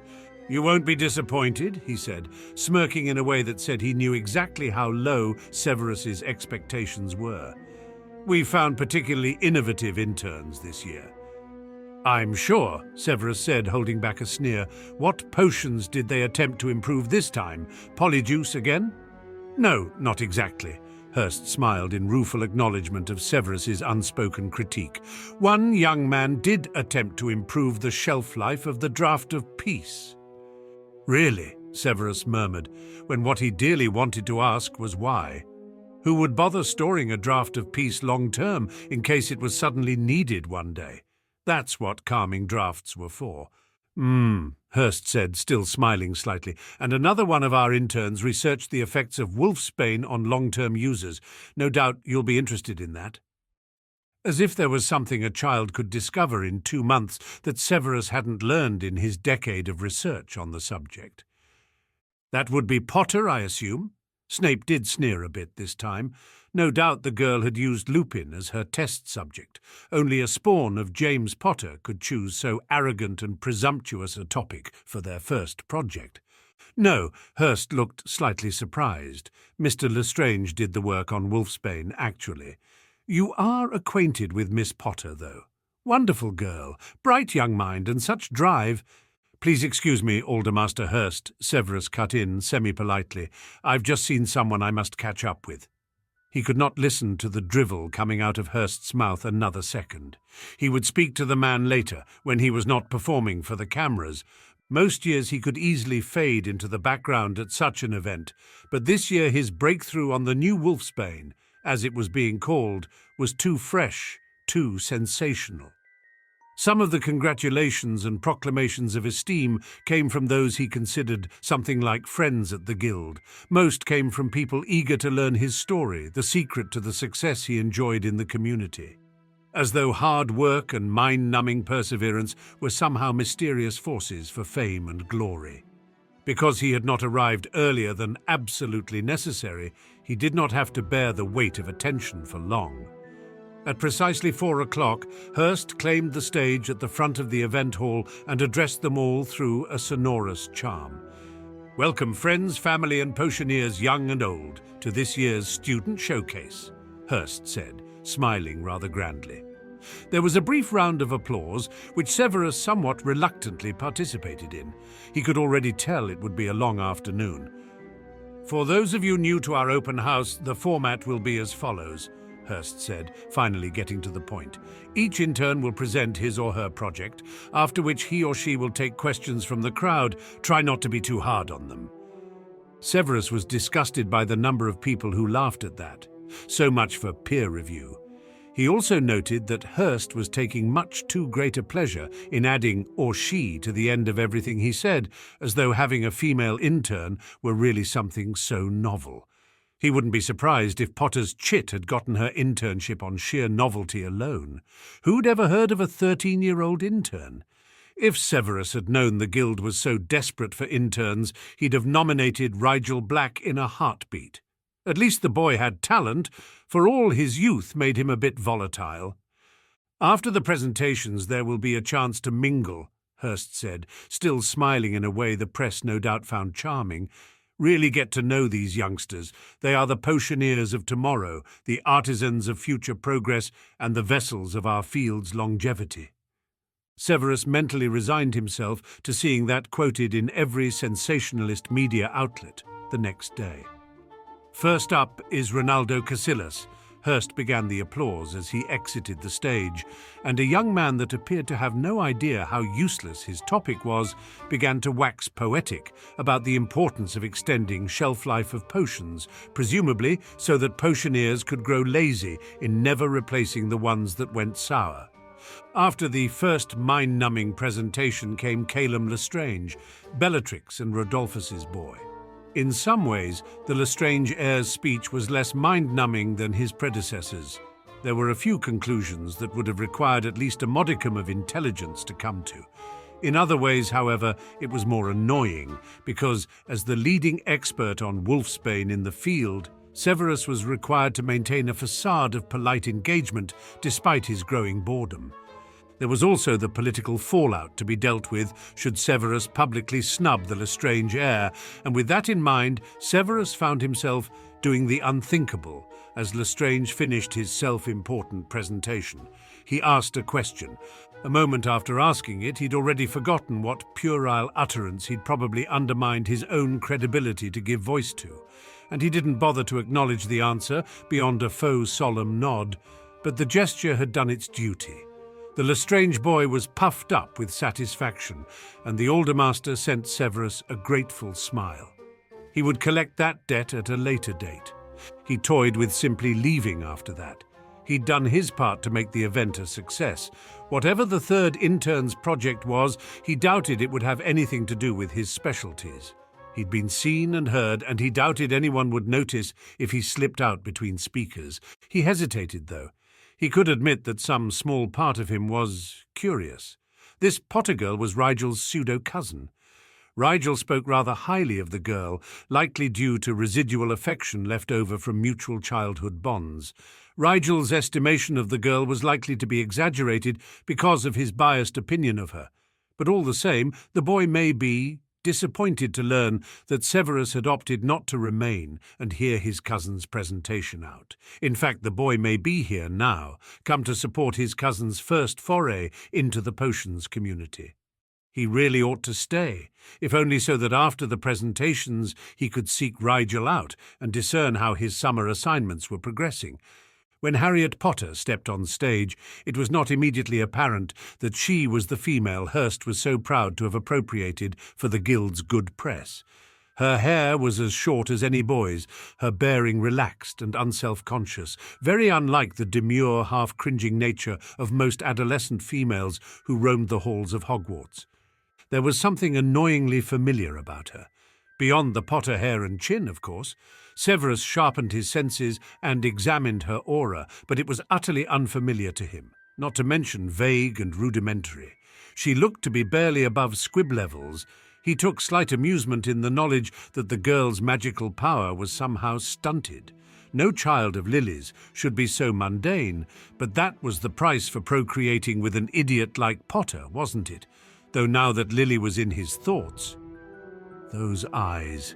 Severus hated himself for recognizing something in them. They were duller than the ones in his mind's eye, but they burned him all the same. He begged Merlin to make her presentation even slightly engaging, anything to distract his mind from the dark paths it wanted to travel. In this at least his wishes were granted. "My name is Harry Potter," the girl began. "For my project I invented a new way of conscious imbuing." An inventor? Severus raised an amused brow. The field could certainly use a little genuine innovation, but a new imbuing method. The one they used worked just fine. Unnecessary innovation was almost as bad as no innovation, worse if you counted time and materials wasted. "I know," the Potter girl smiled wryly. "Why a new method of imbuing when the one we have is perfectly adequate to our needs? Simply, our needs are not the reflection of our reach. This new method of imbuing broadens the very definition of what a potion is and expands the possibilities of what a potion can do beyond the currently accepted limits."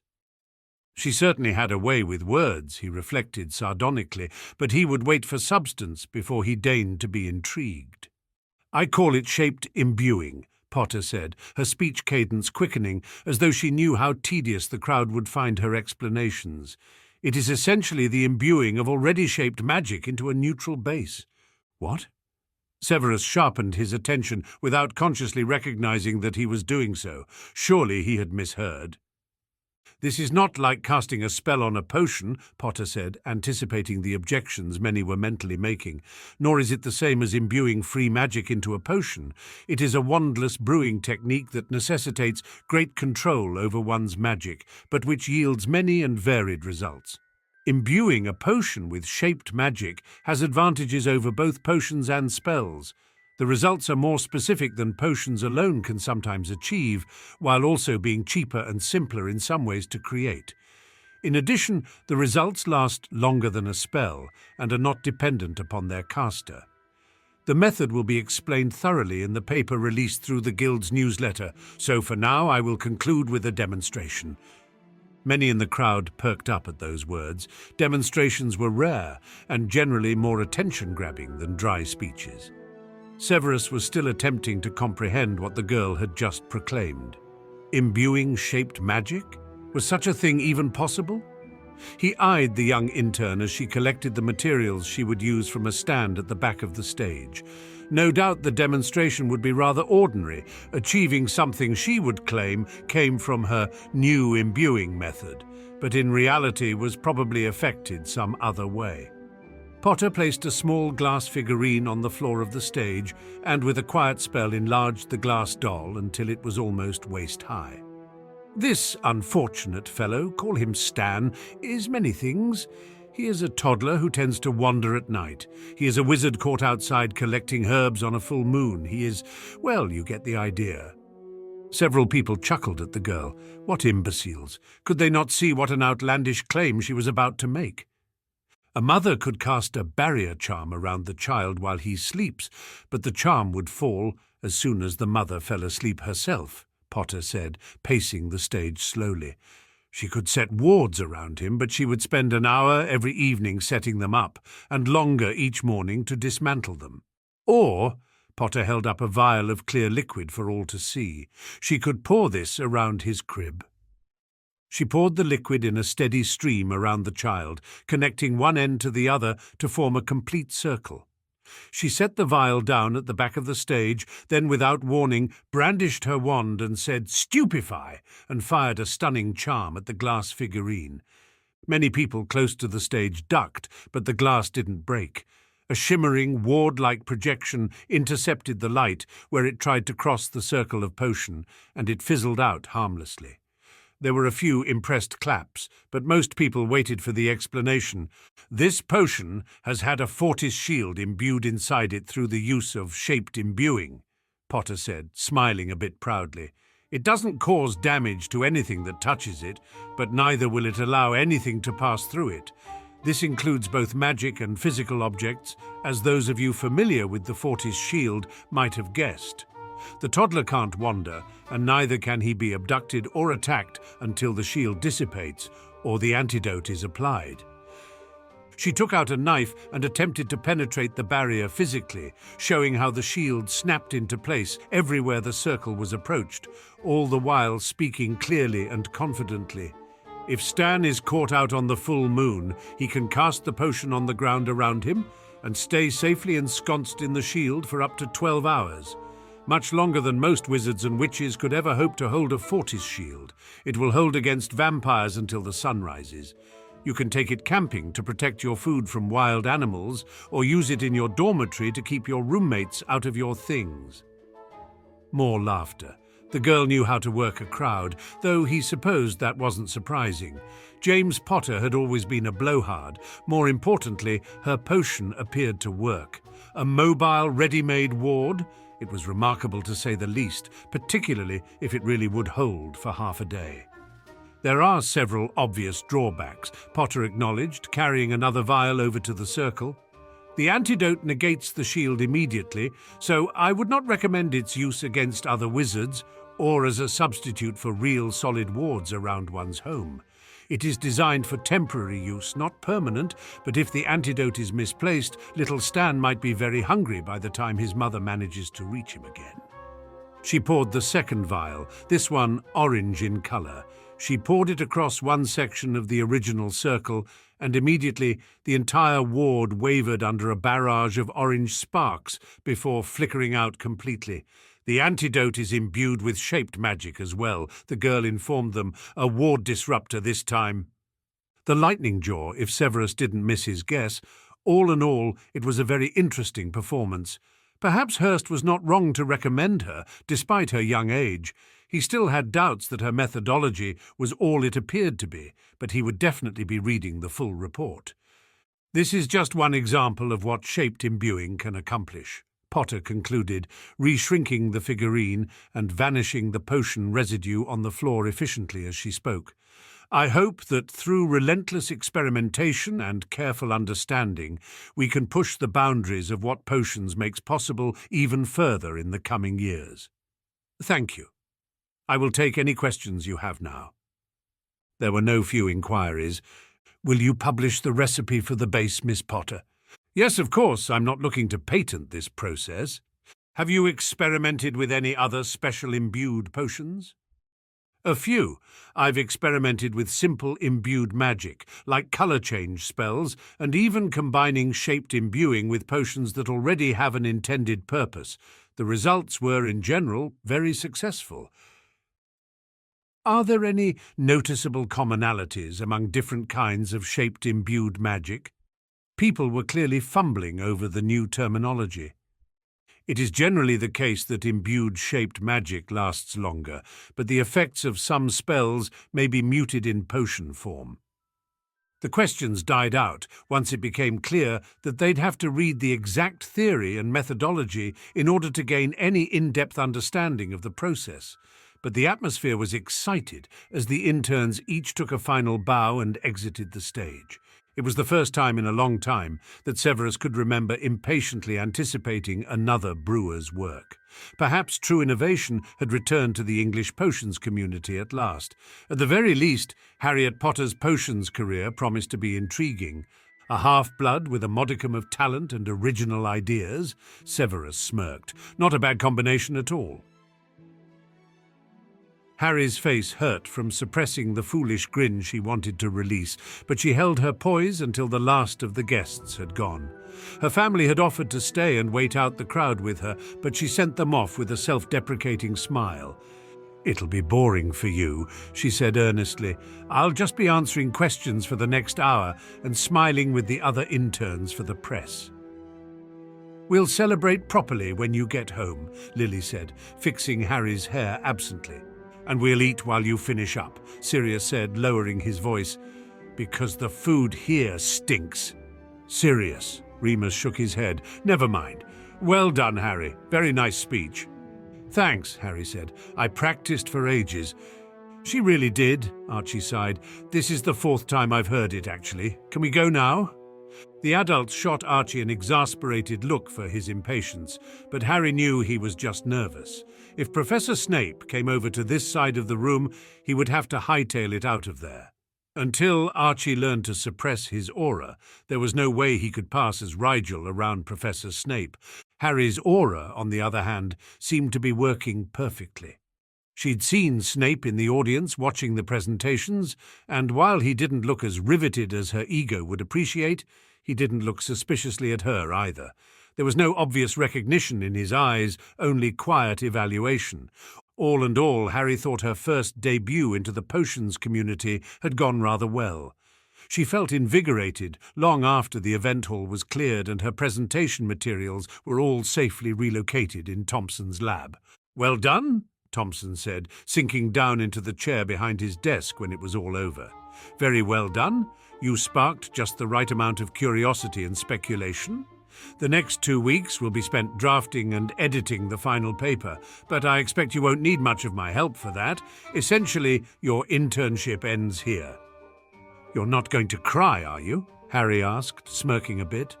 "Brat," Thompson sighed. "I'm well rid of you."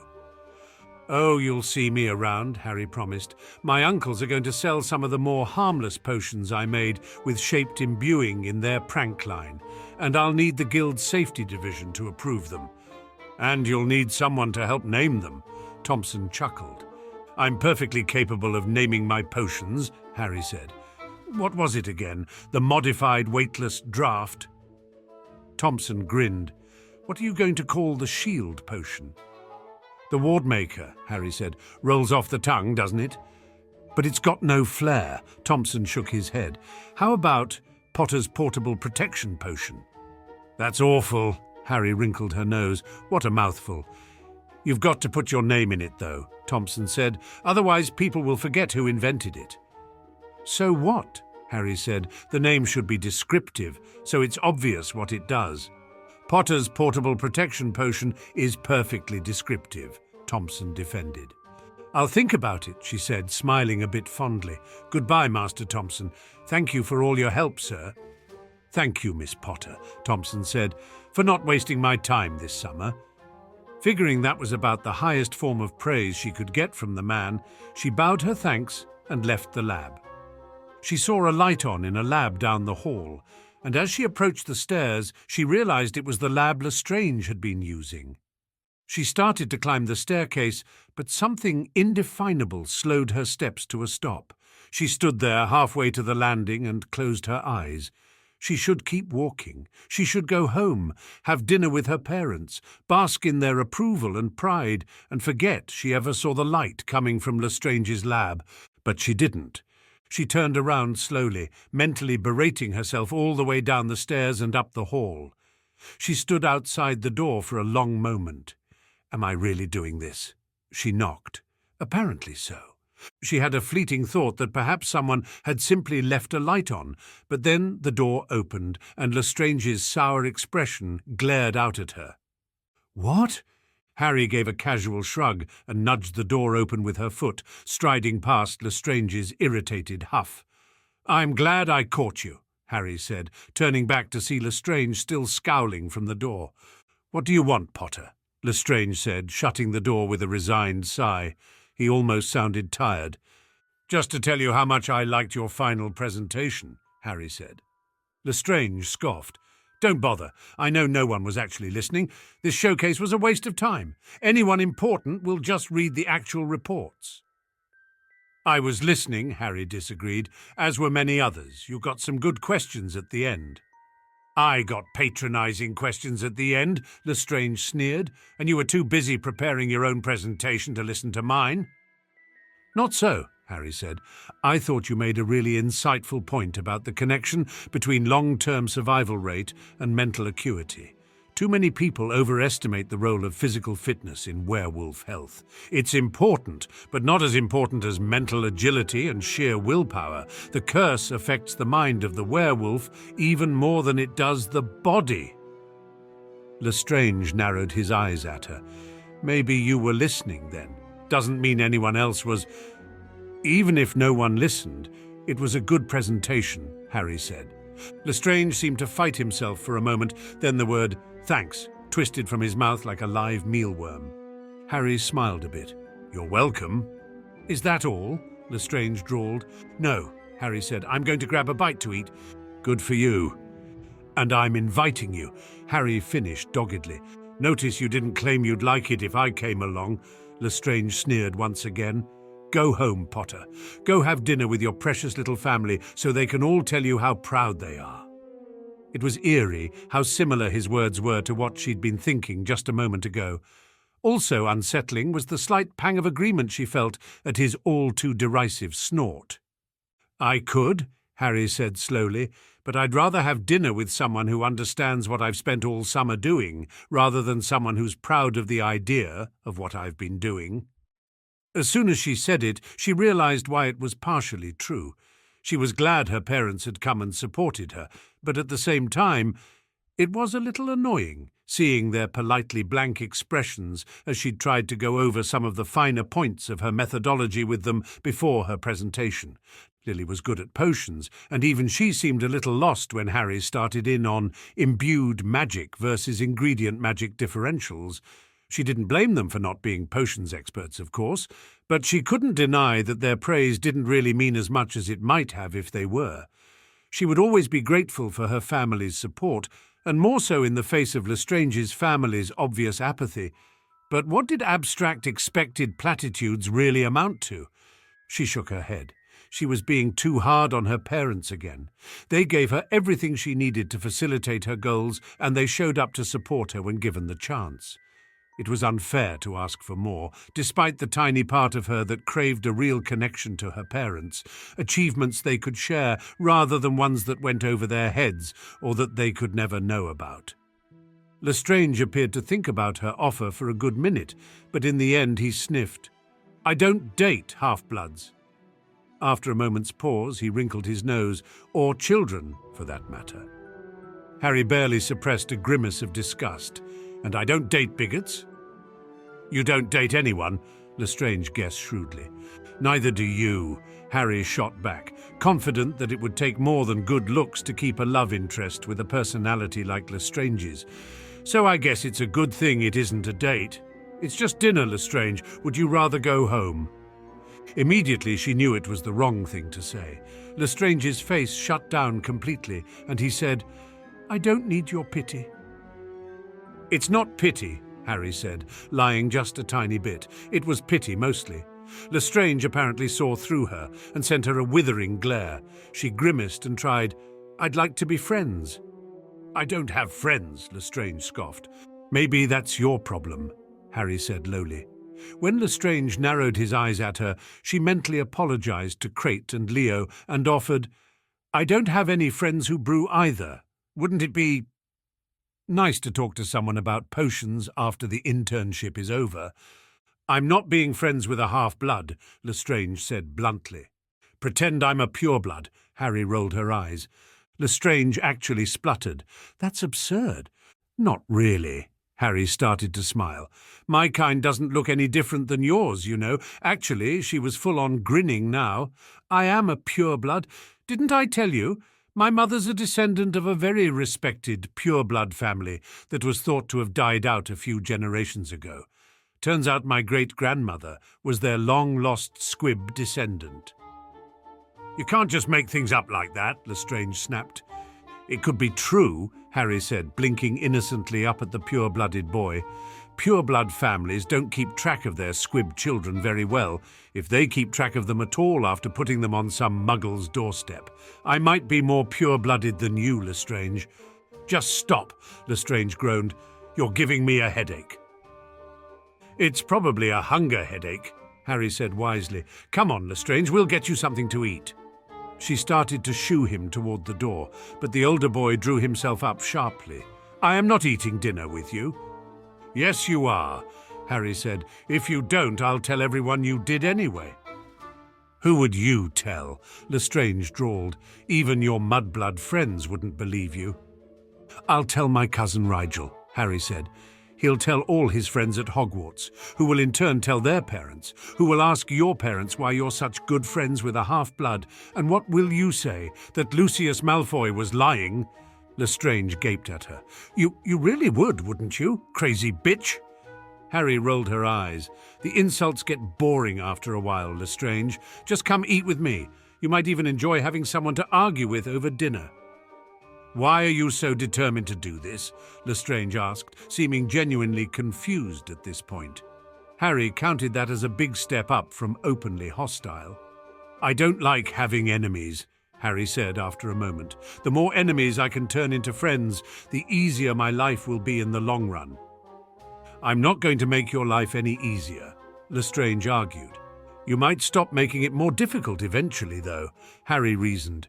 "You're just trying to assuage your ridiculously maudlin conscience somehow by pretending to be nice to me," Lestrange accused.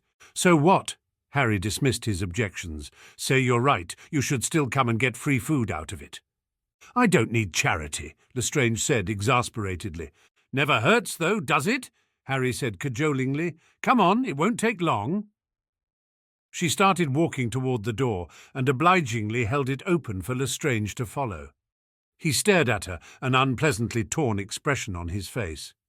"Tell you what," Harry said, "you come eat with me, and if you can convince me by the end of the meal that it was a bad idea, I'll never bother you again."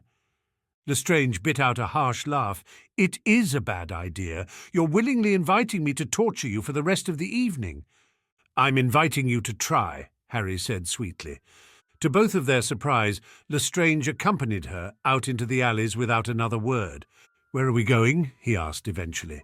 "Leaky Cauldron," Harry said, waving absently to the old lady who sold good luck charms and cinnamon twists. Lestrange jerked to a halt. "I'm not eating in a Muggle establishment." Harry sighed. "We're not going through. I just have to call my house to tell my parents I'm not coming home for dinner." Lestrange shot her a dark look. "You lied. You said you were already planning on getting food out." "Yes, I lied to you," Harry said wryly. "I lie a lot, actually. You should get used to it if we're going to be friends." "We're not going to be friends," he muttered, trailing after her like a disgruntled ghost who was obliged to haunt someone he hated. Harry said a quick hello to Tom, who was too busy with the dinner shift to stop and chat. She used the outgoing flu to call home and explained quickly to her mother that one of the other interns had invited her to dinner, and she felt compelled to accept. She excused herself before her father could ask which one. She somehow didn't think he'd appreciate the potential she saw in Lestrange. In fact, she wasn't sure she could explain it even if she tried.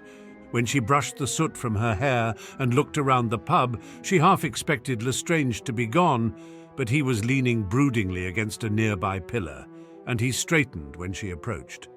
"What are you hungry for?" Harry asked. "Nothing," Lestrange said sourly. "My choice it is, then," Harry said, smiling slightly. "This way."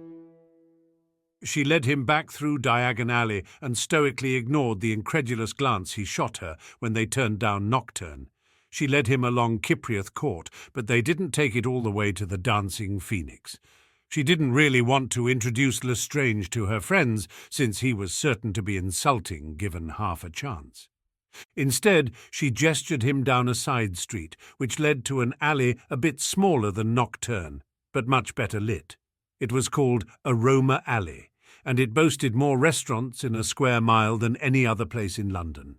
There were restaurants stacked on top of other restaurants, squished between and behind one another, and the number of signs and arrows trying to direct people to different establishments was frankly overwhelming if you didn't know where you were going.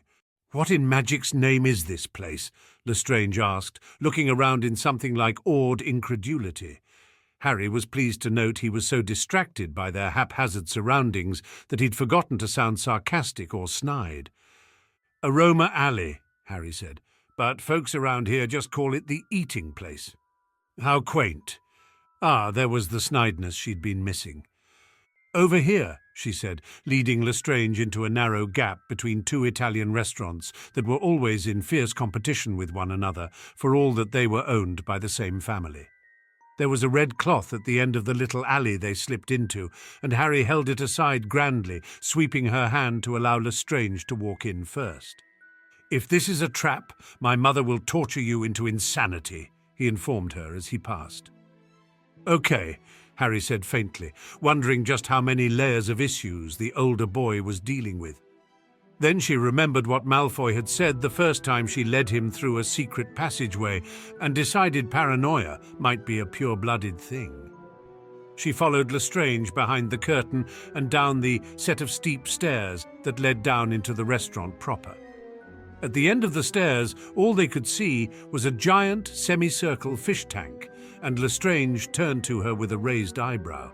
She smiled back at him and walked through the glass tank wall. It was a funny bit of magic that allowed them to walk through the fish tank. It wasn't as instantaneous as the barrier that protected platform 9 3/4, so there was a confused moment when all they could see was murky blue matter before they emerged on the other side. The restaurant was bright and cheerful on the other side of the fish tank, with red and gold decorations on the walls, and more fish swimming in bowls that glowed with warm light and floated around the ceiling like watery torches. "A seafood restaurant?" Lestrange guessed, following her over to a table. "Actually, it's a Chinese restaurant," Harry said. "Fish are lucky in China."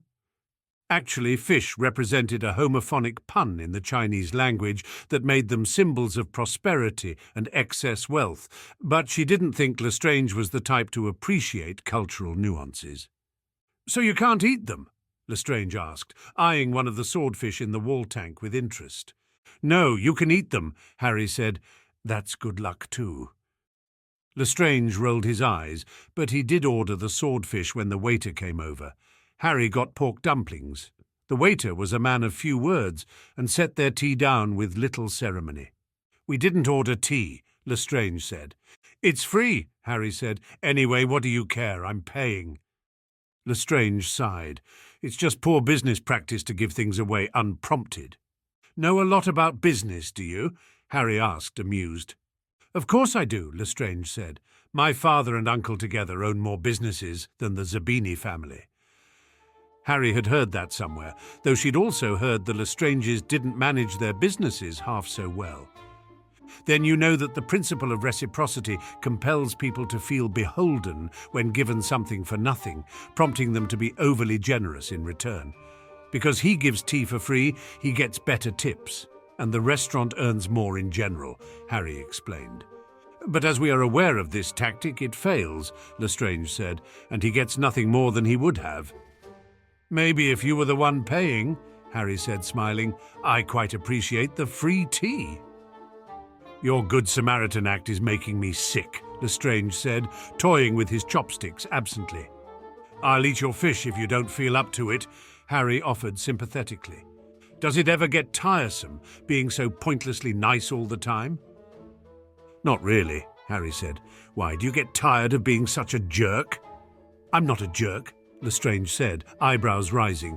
Harry waited a beat just to make sure he was serious. "You sort of are." Lestrange actually shrugged, only to those who deserve it. Harry couldn't stop an incredulous snort. "Don't try to justify it like that, like you're mean to people for their own good. You do it to satisfy something inside of yourself." "So what?"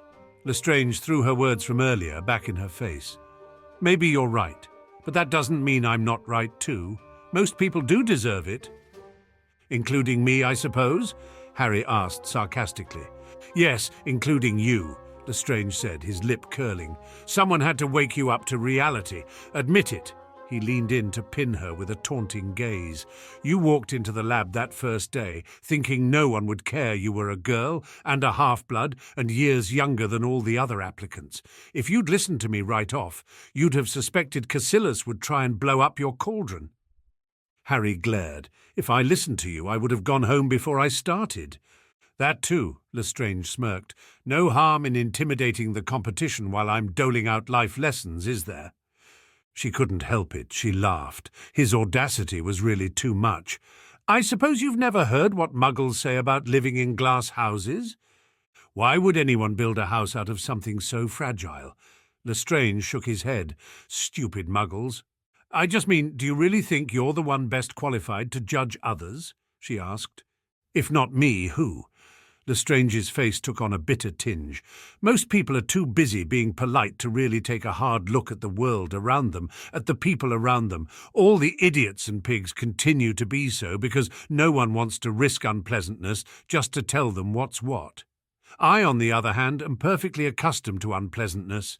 I don't care if everyone hates me, so I'm not afraid to say what I think. What if what you think is wrong? Harry said. Then someone else better have the gumption to tell me so. Lestrange smiled mockingly. How else will I learn? Harry narrowed her eyes at his childishness. What about Rigel Black? Lestrange scowled immediately. Brat, what about him? I heard you were horrid to him the very first time you met, Harry said, fighting a scowl herself at the memory. How can you have judged him so quickly? Rigel Black is an idiot, Lestrange said. No, don't interrupt. You asked, and I'm telling you. He showed up at a dark pureblood event like he wasn't the son of a traitor. Did he really think no one was going to say anything? He didn't belong there, no matter whose kids he goes to school with. His naivete was sickening. I just did him the courtesy of saying it to his face, while so many others would only whisper behind his back.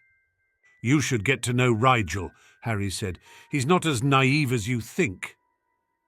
Then he's a knowing idiot. How grand, Lestrange drawled. Harry sighed, giving up on the subject for now. The sad part was, Lestrange probably believed everything he was saying. It even made a twisted sort of sense, which Harry hated herself for understanding. As messed up as Lestrange's attitude was, there was something about his rudeness that was beginning to grow on her. In a perverse way, his demeanour was a bit like honesty. He reminded her of Ginny sometimes, who simply didn't see the point in not saying whatever was on her mind. She didn't think Lestrange was ready to hear that comparison made out loud, however. Their food came quickly after that, and Harry asked if Lestrange was going to continue his research on Wolfsbane.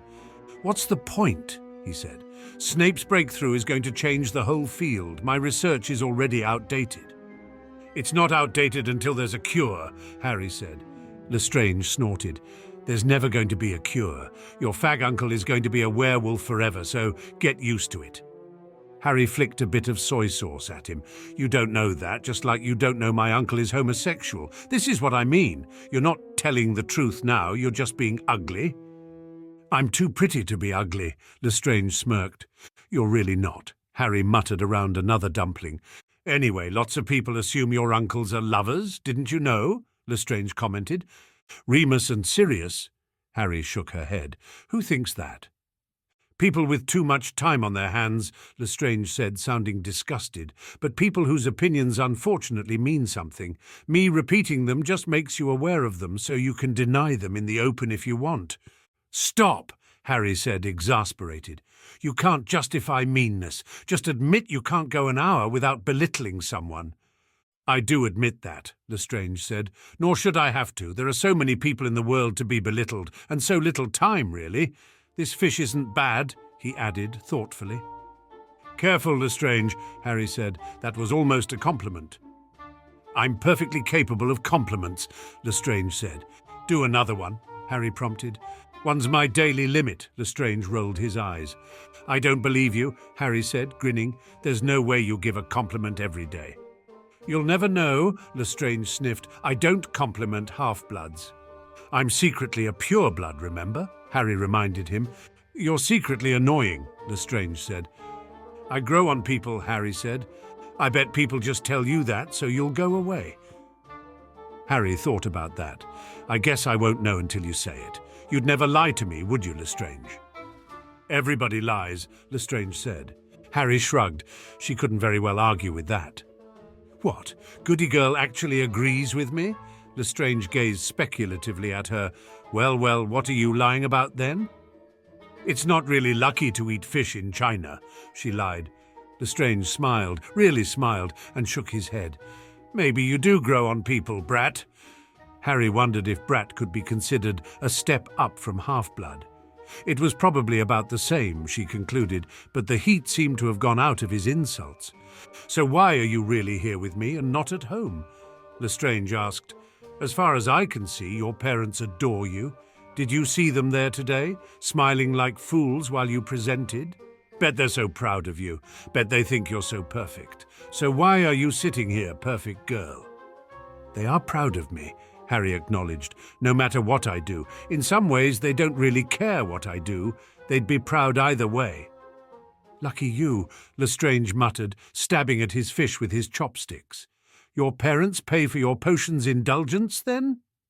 Yeah, yours don't, Harry said, guessing by the way he said indulgence that his parents had thrown his expenses in his face more than once. I get what I ask for. Lestrange shrugged, a bitter twist to his mouth. Harry understood immediately. The feeling of always asking for things wasn't a pleasant one.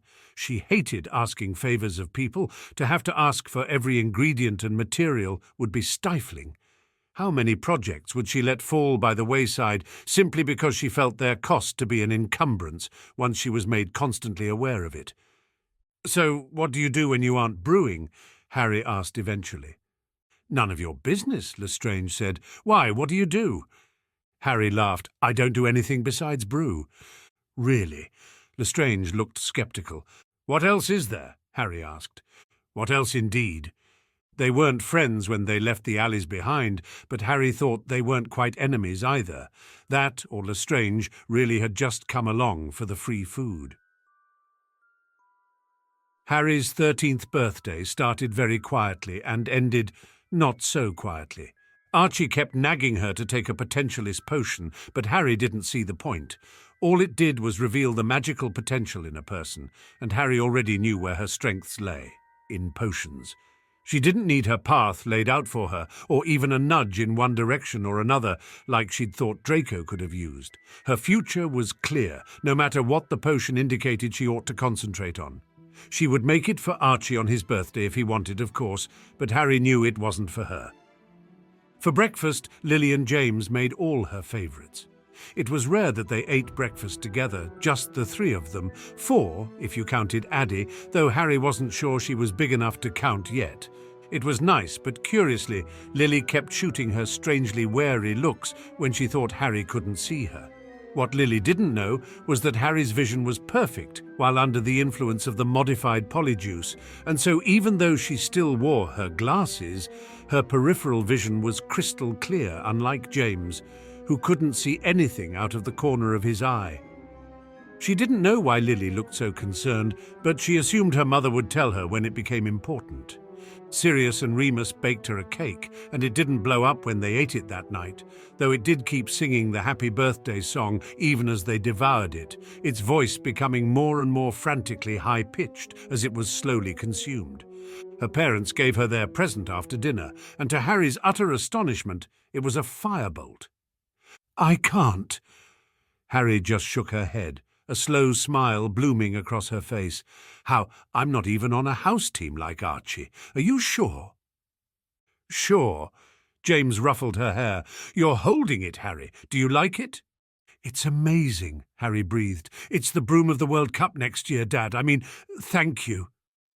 She hugged James, then hugged Lily too, careful not to squish Addie while she was at it. Can I try it tonight? In the dark? Lily laughed. Surely tomorrow will be soon enough. "Oh, I see," Archie grinned. "They waited until now to give it to you because they knew you'd never come in for dinner if you had it this afternoon." "We wanted to see our girl on her birthday," Lily said, one arm around Harry, the other holding Addie to her shoulder. Her words were sweet, but there was something almost falsely chipper in her tone. Harry wasn't sure what was making Lily so on edge that day, but she hoped it resolved itself soon. Maybe there was trouble at work. She went to bed that night thinking about what a nice day it had been, just she and her family hanging out quietly at home. She really should have known it was too good to be true. It was darker than the darkest place she'd ever imagined. She knew she was there, but she couldn't see any part of her, not her feet or limbs or even the tip of her nose. The blackness was too complete for sight.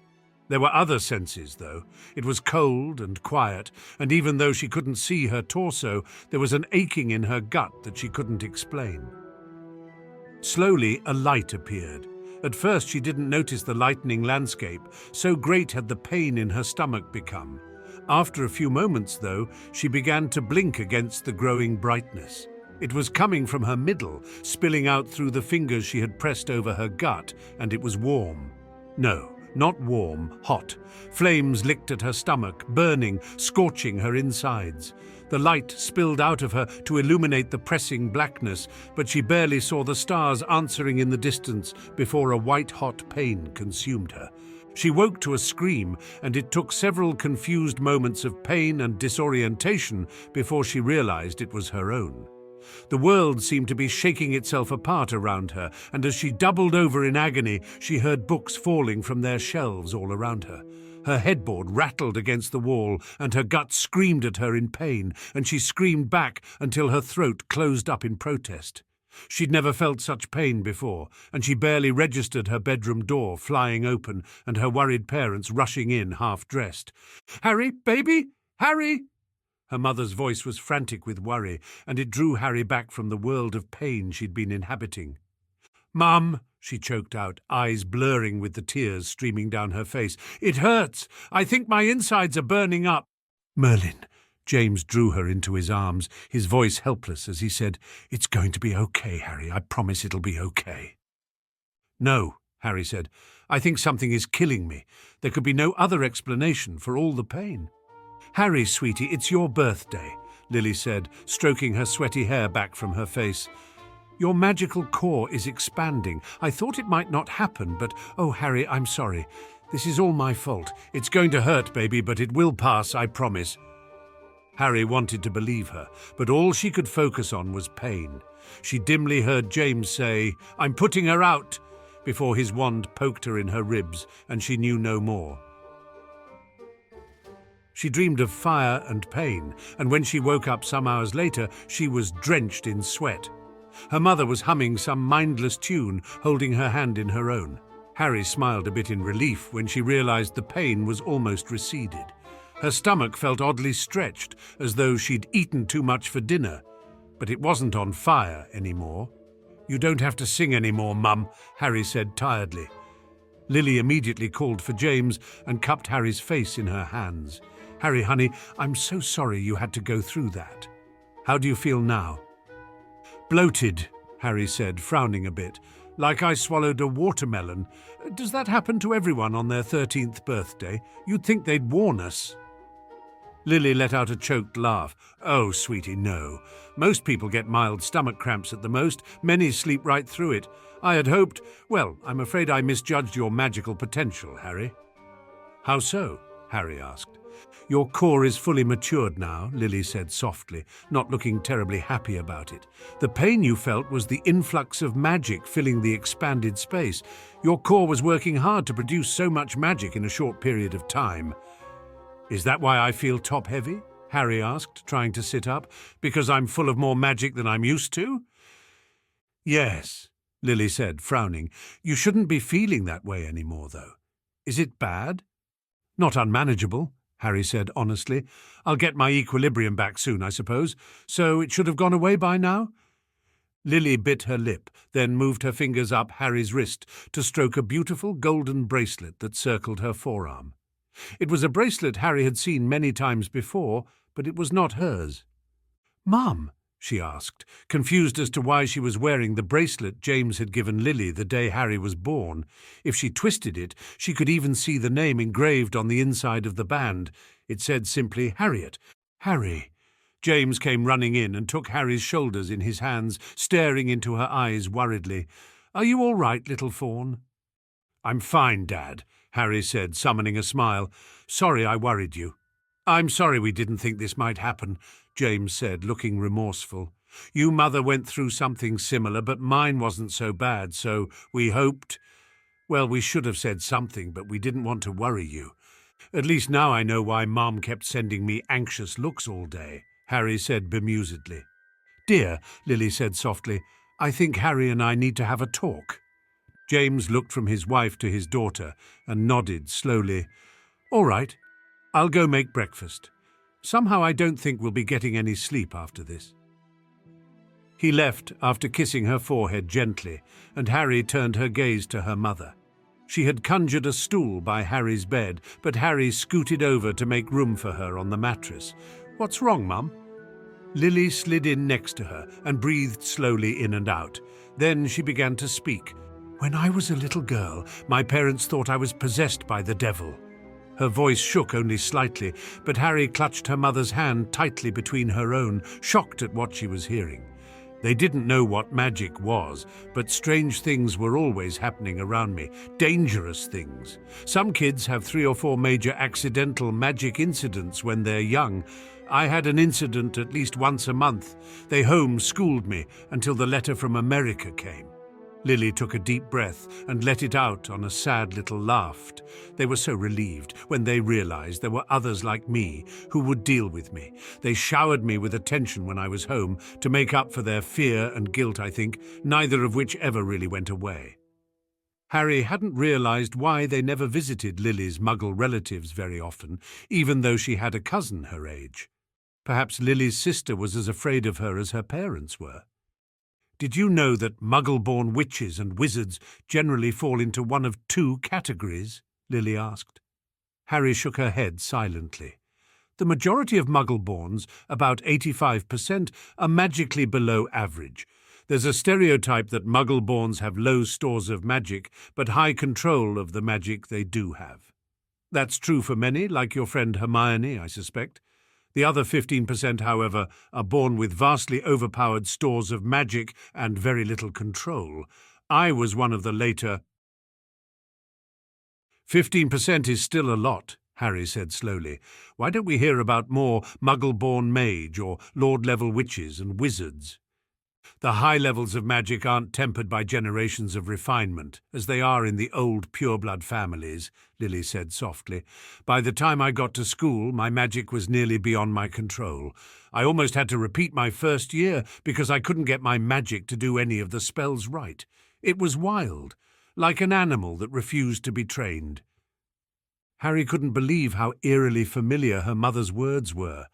Hadn't she felt like that? Like she had a monster inside of her at times?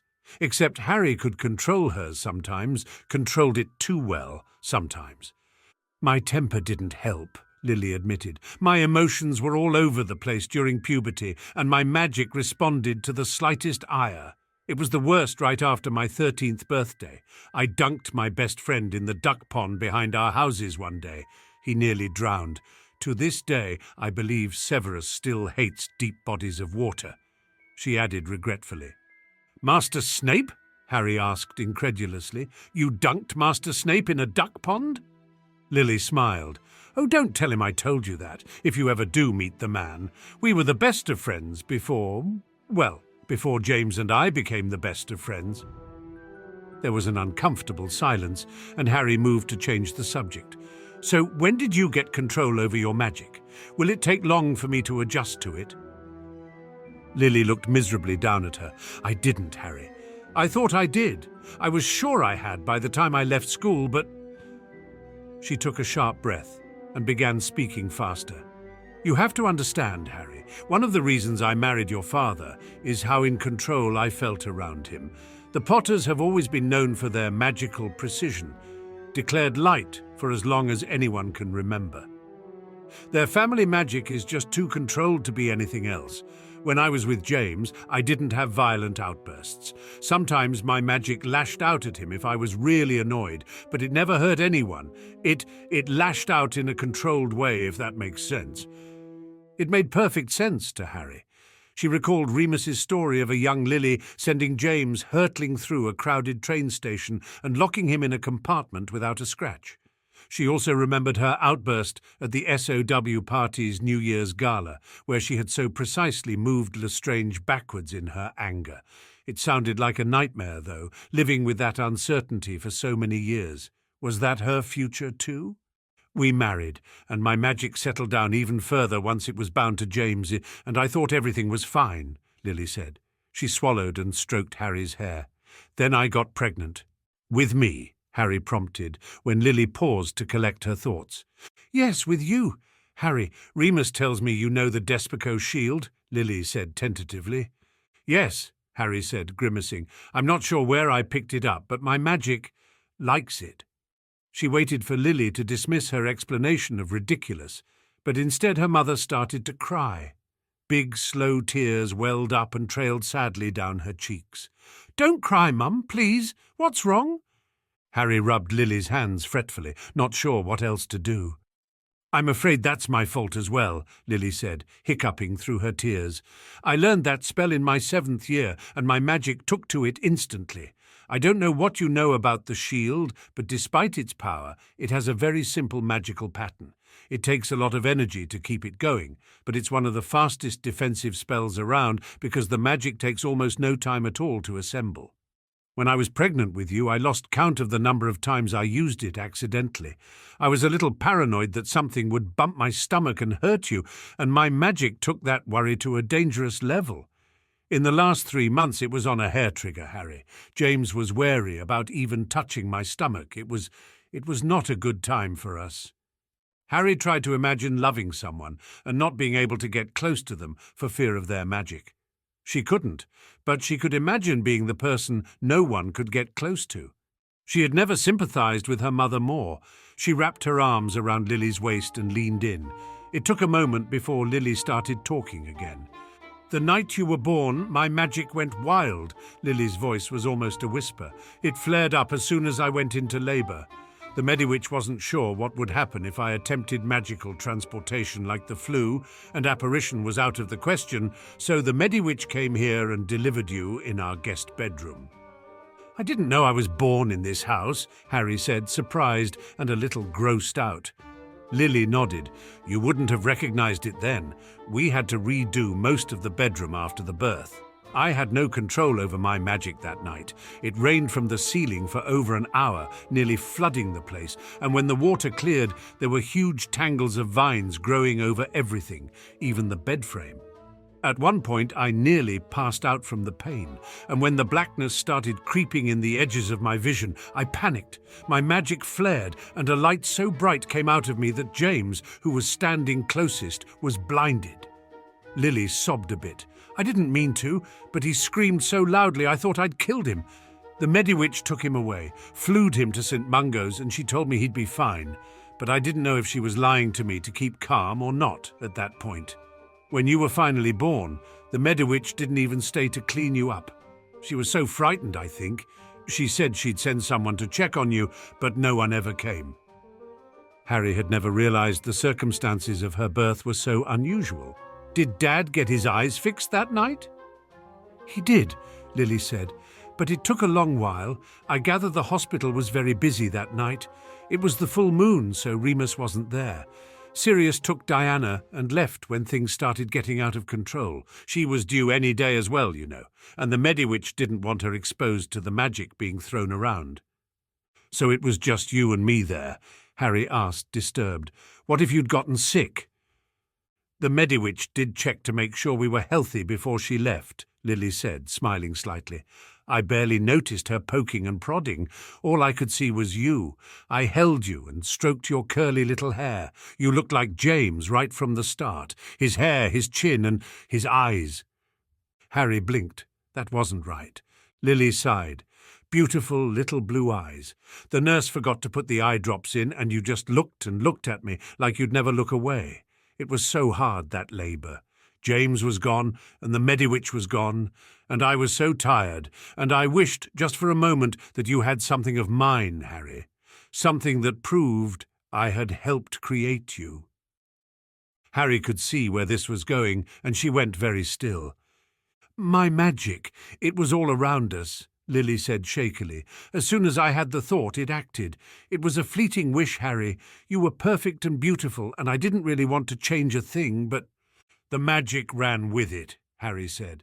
Lily nodded, clinging to Harry hard. "Before I even realized what was happening, your eyes were green, the brightest, clearest green I'd ever seen. I tried to undo it, to change them back, but the magic wouldn't listen to me." Harry wondered if that was the case, or if, deep down, Lily didn't really want the colour to change back. "I waited for weeks for them to turn back, for the magic to fade, but it never did," Lily said. "Haven't you ever wondered why your eyes were so unnaturally bright as a child? They've faded the last couple of years, I've noticed. I suppose the magic might finally be wearing off. Maybe they'll be back to blue in a few more years." But it wasn't wearing off, Harry knew. She and Archie had simply been wearing green contacts the last year or so, and no contact could match the eerie brightness of her actual eyes. They'd thought they'd been so clever, avoiding eye contact with their parents while wearing them, not knowing their parents had attributed the change to something else entirely. "When we found out you needed glasses, I was devastated," Lily said, sniffing. "I thought I'd damaged your eyes somehow.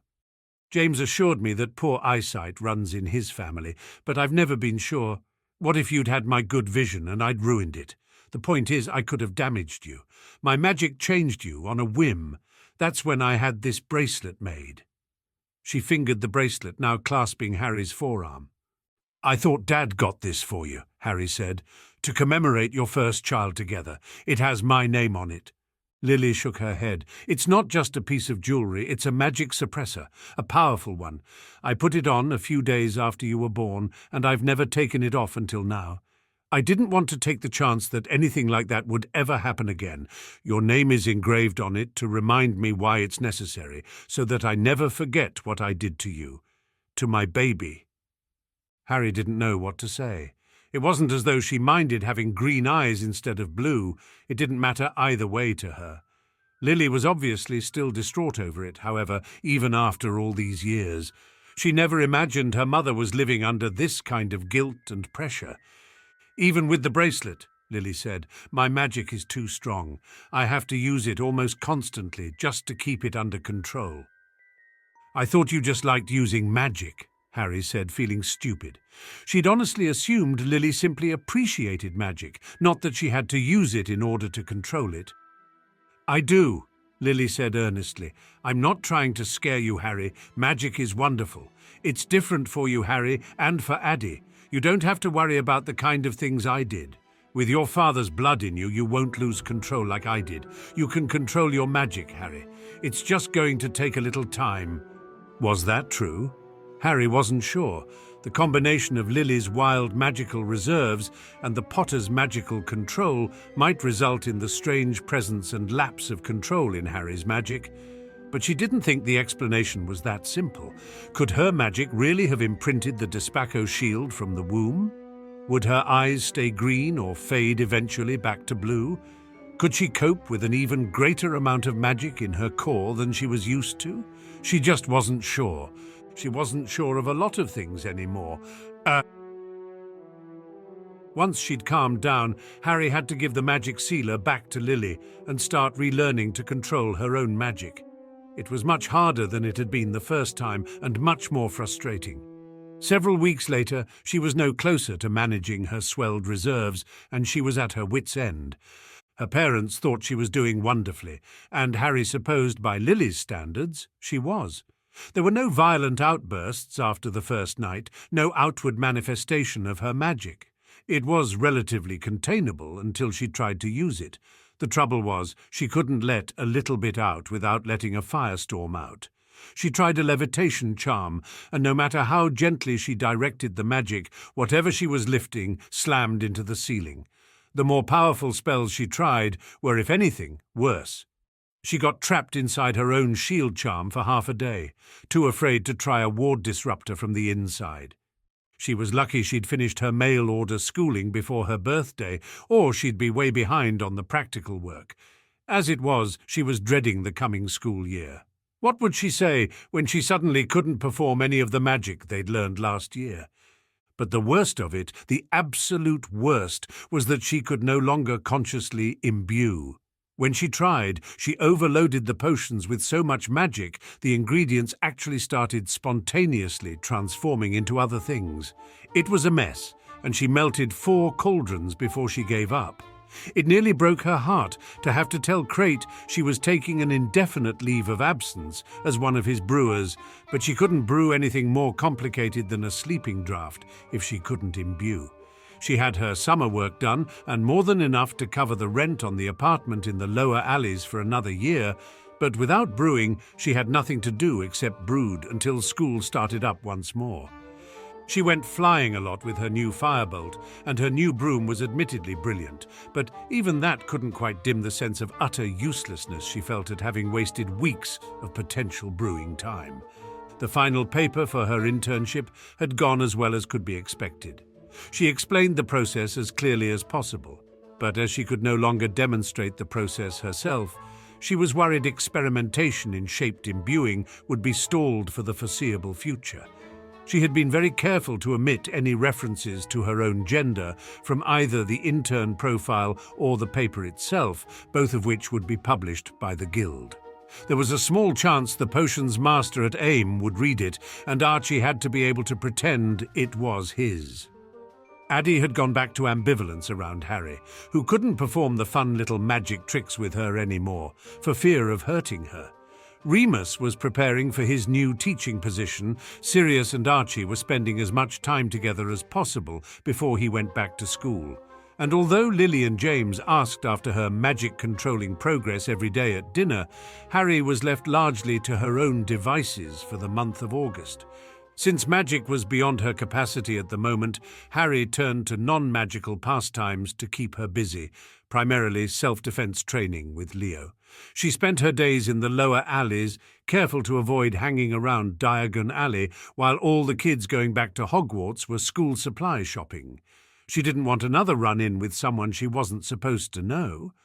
Her lower blocks were getting stronger as her body learned to forget that it was female and simply react appropriately to the threat coming her way. She was tanner than she'd ever been in her life, traipsing around outside all day, and she had a sneaking suspicion that the courtyard behind the Phoenix was somehow lit with real sunlight, despite the open air being an illusion.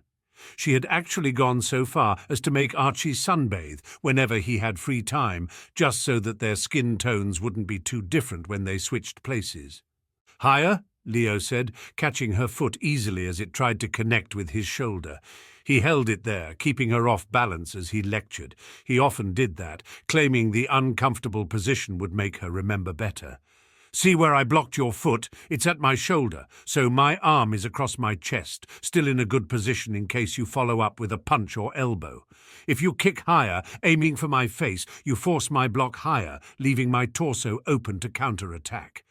Also, many inexperienced fighters instinctually panic when something comes toward their face, so you have a greater chance of catching them off guard." He released her foot, and Harry shook her leg out before getting back into the guard position. "What if I'm fighting someone much taller than me, and my foot won't reach his face without putting me off balance?" Leo tilted his head. "You could jump, but you'd be better off going for his feet at that point. Tall people are often naturally unstable." Harry couldn't tell if he was joking about that last bit, but before she could ask, Leo's fist was coming toward her solar plexus. At the end of their session, they ate lunch in the Phoenix, for once just the two of them. Harry supposed everyone else was out and about. "You're headed back to America soon," Leo commented. "Excited?" Harry shrugged. "I would be, but my magic is all wonky still." Leo frowned. "It shouldn't take more than a couple of weeks to settle after your 13th. Have you seen a healer?" Harry shook her head. "I'm within the range of normal for my family, unfortunately." "What are you doing to adjust? Just practicing magic all the time?" Leo asked. "I'm not supposed to use magic over the summer," Harry said, smiling slightly. Funny, Leo said. Really though, are you working on it? Every day, Harry sighed, but it doesn't seem to help. Every spell gets overloaded and goes haywire. Leo grimaced. It's a shame. You were so good with your magic just a few weeks ago. Have you tried exhausting yourself and then trying a few simple spells?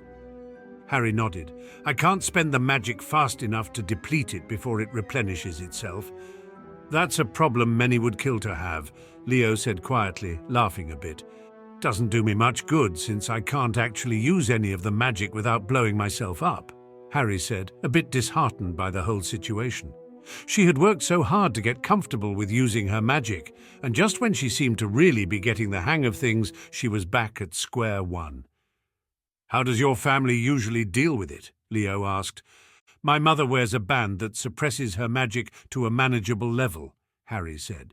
She bit the inside of her cheek thoughtfully. Do you think that would work for me? Leo looked hesitant. I don't think that would be a good long-term solution, no. If you become too dependent on it, you'll never be able to handle the full capacity of your magic. Harry thought about that. Do I really need to? I mean, just having access to normal levels of magic would be perfect for me. I just want to be able to brew again. It's driving me mad, Leo. I can't even bring an allergy relief potion up to par anymore. Don't you want to realize your full potential? Leo asked, peering curiously at her. In some areas, yes, Harry said slowly, but in other areas, not if they make me a danger to myself and others. You're only a danger if you're out of control, Leo said. But if you really want a sealer, I know a guy who can help. Be sure, Harry. I think you're old enough to make your own decisions, but you need to decide if short-term relief is worth it in this case. Harry closed her eyes and imagined her life moving down two paths. On one of the paths, she got the sealer and became, for all intents and purposes, a perfectly average member of the wizarding community. On the other path, she worked at controlling her magic for months, maybe years, with no guarantee that she would ever obtain full control. On the second path, she accidentally hurt people sometimes. They forgave her, probably, but they didn't get so close the next time. On that path, she became a wild card. People noticed her, expected great things from her, and people like Sirius began asking questions when everyone said Rigel had powerful magic, but Archie never exhibited any such signs. The choice was easy, really. There was only one path that would contribute to her future goals. The other may well destroy them. I'd like to get the sealer, Leo, Harry said firmly. She opened her eyes and pinned her friend with her most determined look. I'd rather be an ordinary wizard if it means I can be an extraordinary potions brewer. I won't pretend to understand why you can't be both, Leo said, but I'll respect your decision. He waggled his eyebrows a bit after saying that, as though wanting her to notice how especially considerate he was being of her choices. Harry rolled her eyes.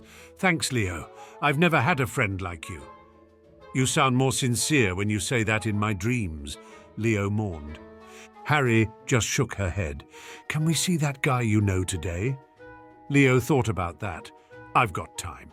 He should be open until 3 o'clock today at least. He led her deeper into the alleys toward his mother's clinic, but they veered off a side street before they got that far. The doorway they stopped in front of had a simple sign hanging from a nail that said, Custom Metalwork and Repairs. This chap can fix anything, Leo confided as they opened the door, from goblin-made armor to fairy-forged silver, but he specializes in custom jewelry. Singing my praises came an upbeat voice from the back of the tiny shop. Every wall was lined with shelves which were filled with the kind of containers you might use to sort beads in. Each tiny drawer was labelled with symbols that didn't make much sense to Harry, but which seemed to be meticulously organized. The man who stepped out through a shadowed doorway behind the counter was middle-aged and very short. His red hair could barely be seen over the register when he passed behind it, but he seemed not at all perturbed that he only came up to their waists. On the contrary, he beamed happily up at them. "What can I do for you today?" he asked. "Looking for a new holster, Leo, or maybe a nice pair of boot buckles for your young friend?" "We need a sealer," Leo said, smiling down at the man. "Harry, this is Phryne, my friend, Harry." "A pleasure to meet you," Phryne said, bowing low. "The pleasure is mine," Harry said, bowing back. "I like this one, Leo," Phryne said. "Most of your friends aren't so polite. A sealer, you say? What level?" Leo looked at Harry, who shrugged slightly in confusion. There were levels. "We'll need to have you tested then," Phryne said, stepping back a bit and sort of squinting at Harry. "Just hold still. I'll read your aura in a jiff." "My aura?" Harry said nervously. "It won't hurt," Phryne said absently. That wasn't exactly what Harry was worried about. "Oh, I'm terribly sorry for assuming you were male, miss." Harry waved it off. "Everyone does. All the same." The little shopkeeper frowned, peering intently at her, then said, "Are you sure you need a sealer? No offense, friend of Leo's, but I can't see anything in your aura to indicate either an excess of magic or a new, uncontrolled gift." Harry grimaced apologetically. "I'm afraid my aura may not be entirely reliable on this matter. Is there another way you can test my levels?" "Oh ho!" Phryne smiled mischievously. "Got yours recalibrated, eh? Don't see that much these days, but a very good habit to get into, miss." Harry supposed by recalibrated he meant she was projecting a false one, and nodded a bit embarrassedly. She had only had her new aura for a month or so. She never expected to be called out on it so soon. Leo was giving her amused sidelong glances, which she ignored with the ease of long practice, but she could tell he was filing away the information for a later day. "Not to worry," Phryne said, still cheerful. "We'll just do it the old-fashioned way. Over here, child." He gestured her toward the counter and ducked behind it to retrieve a device that looked like a long crystal tube that was fused to a metal sphere on one end. Phryne held it up and said, "Put your wand hand on the end of the cylinder and channel your magic through it. Do you know how to do that?" Harry nodded hesitantly. She imagined it was just like imbuing, but what if I break it? Phryne chuckled. Not even Dragonfire could crack this beauty. "The tricky part is to keep channeling your magic through the tube for as long as you can. The sphere at the end of the tube will absorb the magic, measuring the speed and strength of the flow, as well as the endurance of your reserves. I must warn you, the process can be extremely draining, as you will not get the magic you spend back until it replenishes itself naturally. You'll probably feel woozy for a few hours and weakened for up to a week." Harry blinked but nodded. "I understand." It wasn't as though she had anything much to do that week, magically speaking. She didn't go back to Hogwarts for another 10 days. "Whenever you're ready, then," Phryne said, handing her the strange object. She clasped the crystal end in her right hand and held it upright, so that the metal ball was pointing toward the ceiling. It was a bit like holding a very thick, improperly balanced wand. Harry didn't need to concentrate very hard to start the flow of magic. She was good at imbuing by now, but she did need to hold on tightly. The force of the magic shooting through her fingers was like a flash flood, sudden and overwhelming. Harry held on and poured as much of her magic into the measuring device as she could, as fast as she was able. After a minute, she began to lose the strangely bloated feeling she was still getting used to. She felt almost normal and began to smile as she pushed more and more magic into the tube. It was relieving, she noticed with delight, like taking the lid off of a cauldron just before it boiled over. The crystal was beginning to vibrate in her hand, but she clenched her fist tighter and kept pouring out her magic. There was no control to the process, no finesse. It was as simple as tipping a giant bucket upside down, and as satisfying as squeezing the jelly out of a fire slug. She could have kept going, but Phryne cleared his throat loudly and said, "I think that's quite enough, miss." Harry reined in the stream with an ease that surprised her. She gaped at her own hand for a moment, then pulled out her wand excitedly. "Lumos!" she said, bracing herself in case the blinding light of 1,000 suns suddenly appeared. Instead, a small ball lit the end of the wand, and Harry laughed out loud. "It works! My magic works, Leo." Leo had an odd look on his face, but he summoned a smile for her. "That's wonderful, Harry. I suppose you've so little of it left that it's easy to control now." Harry turned her senses inward to get a feel for her magical core. It was much smaller than it had been in months. "You're right," Harry said. "I suppose it was as simple as draining the excess off after all. I just have to do it fast enough. Do I still need the sealer?" "Unless you'd like to be throwing that much magic around all the time, Missy," Phryne said. "I think you might consider one." Harry nodded thoughtfully. "I suppose it would be hard to use that much magic all the time. It would probably alarm some people, in fact." "That's certainly true," Phryne said, looking at the measuring device with something akin to awe. It was a brilliant purple colour that she'd never seen metal turn. "What does the colour mean?" Harry asked. "The device is charmed to portray the level at which a wizard's core registers as a colour on the light spectrum," Phryne explained, scratching his head as he looked at the violet orb.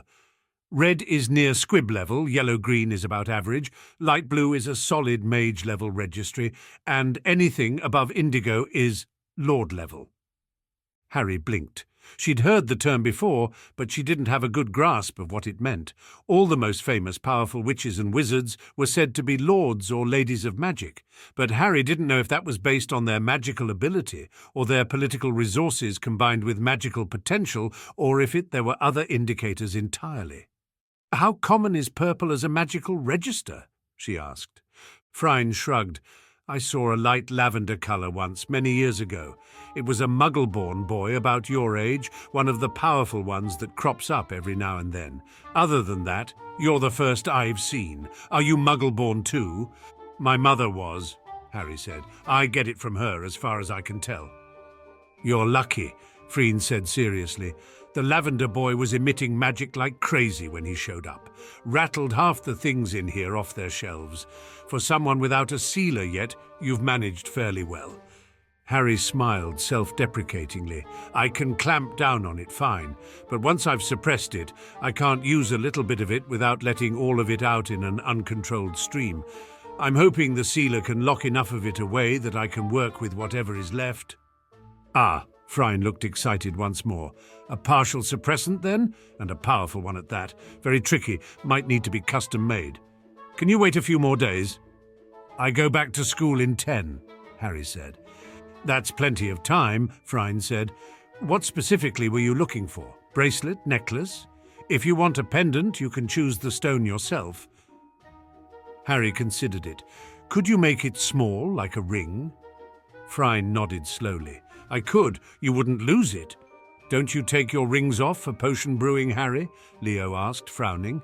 Harry shook her head. "I never take this one off." She held up her hand with the basilisk ring on it. "It's spelled to never slip off. I'll do the same to the sealer." "What sort of spell?" Phryne asked interestedly. Harry shrugged. "It's house elf magic, so I'm not sure. I'll ask one of the elves at school if they'll spell the sealer as well, though." "Know many house elves?" Phryne asked, amused. "A few," Harry said honestly. "I find them nicer than most folk." Phryne scratched his red hair again. "Never thought of it like that, miss. So what material did you have in mind? I could make it to match the ring you've already got. Is it polished jade?" "Basilisk scale," Harry mumbled. "Jade would be fine, though." "Ah." Phryne peered interestedly at the ring. "Scale, you say?" He grinned a bit mischievously. "I've got just the thing." He climbed up one of the many stools and rummaged around on a nearby shelf, pulling open drawers and shutting them with a tut here and there. Eventually he descended the stool with a triumphant expression, waving around something clutched in his little fist. "How's this one?" he asked, holding it up for them to see. "Not the same shade of green, but not too different. Just enough that they'll look like a matched set, but you'll be able to tell them apart." It was a green scale, deeper in colour than the basilisk's, but a little smaller. "Dragon," she guessed, admiring its sheen. "Welsh green," Phryne agreed. "Will it do?" "It's perfect," Harry said. He took her left hand and measured the space above where the basilisk ring rested. There was room enough that a second slender ring would sit comfortably below the knuckle. They left the shop, promising to return in 3 days. Harry felt light for the first time in weeks, free of the weight of extra magic swimming in her gut, free of the worry of wondering if she'd be able to learn anything at all that year, and free to resume brewing, at least until her magic replenished itself later that day.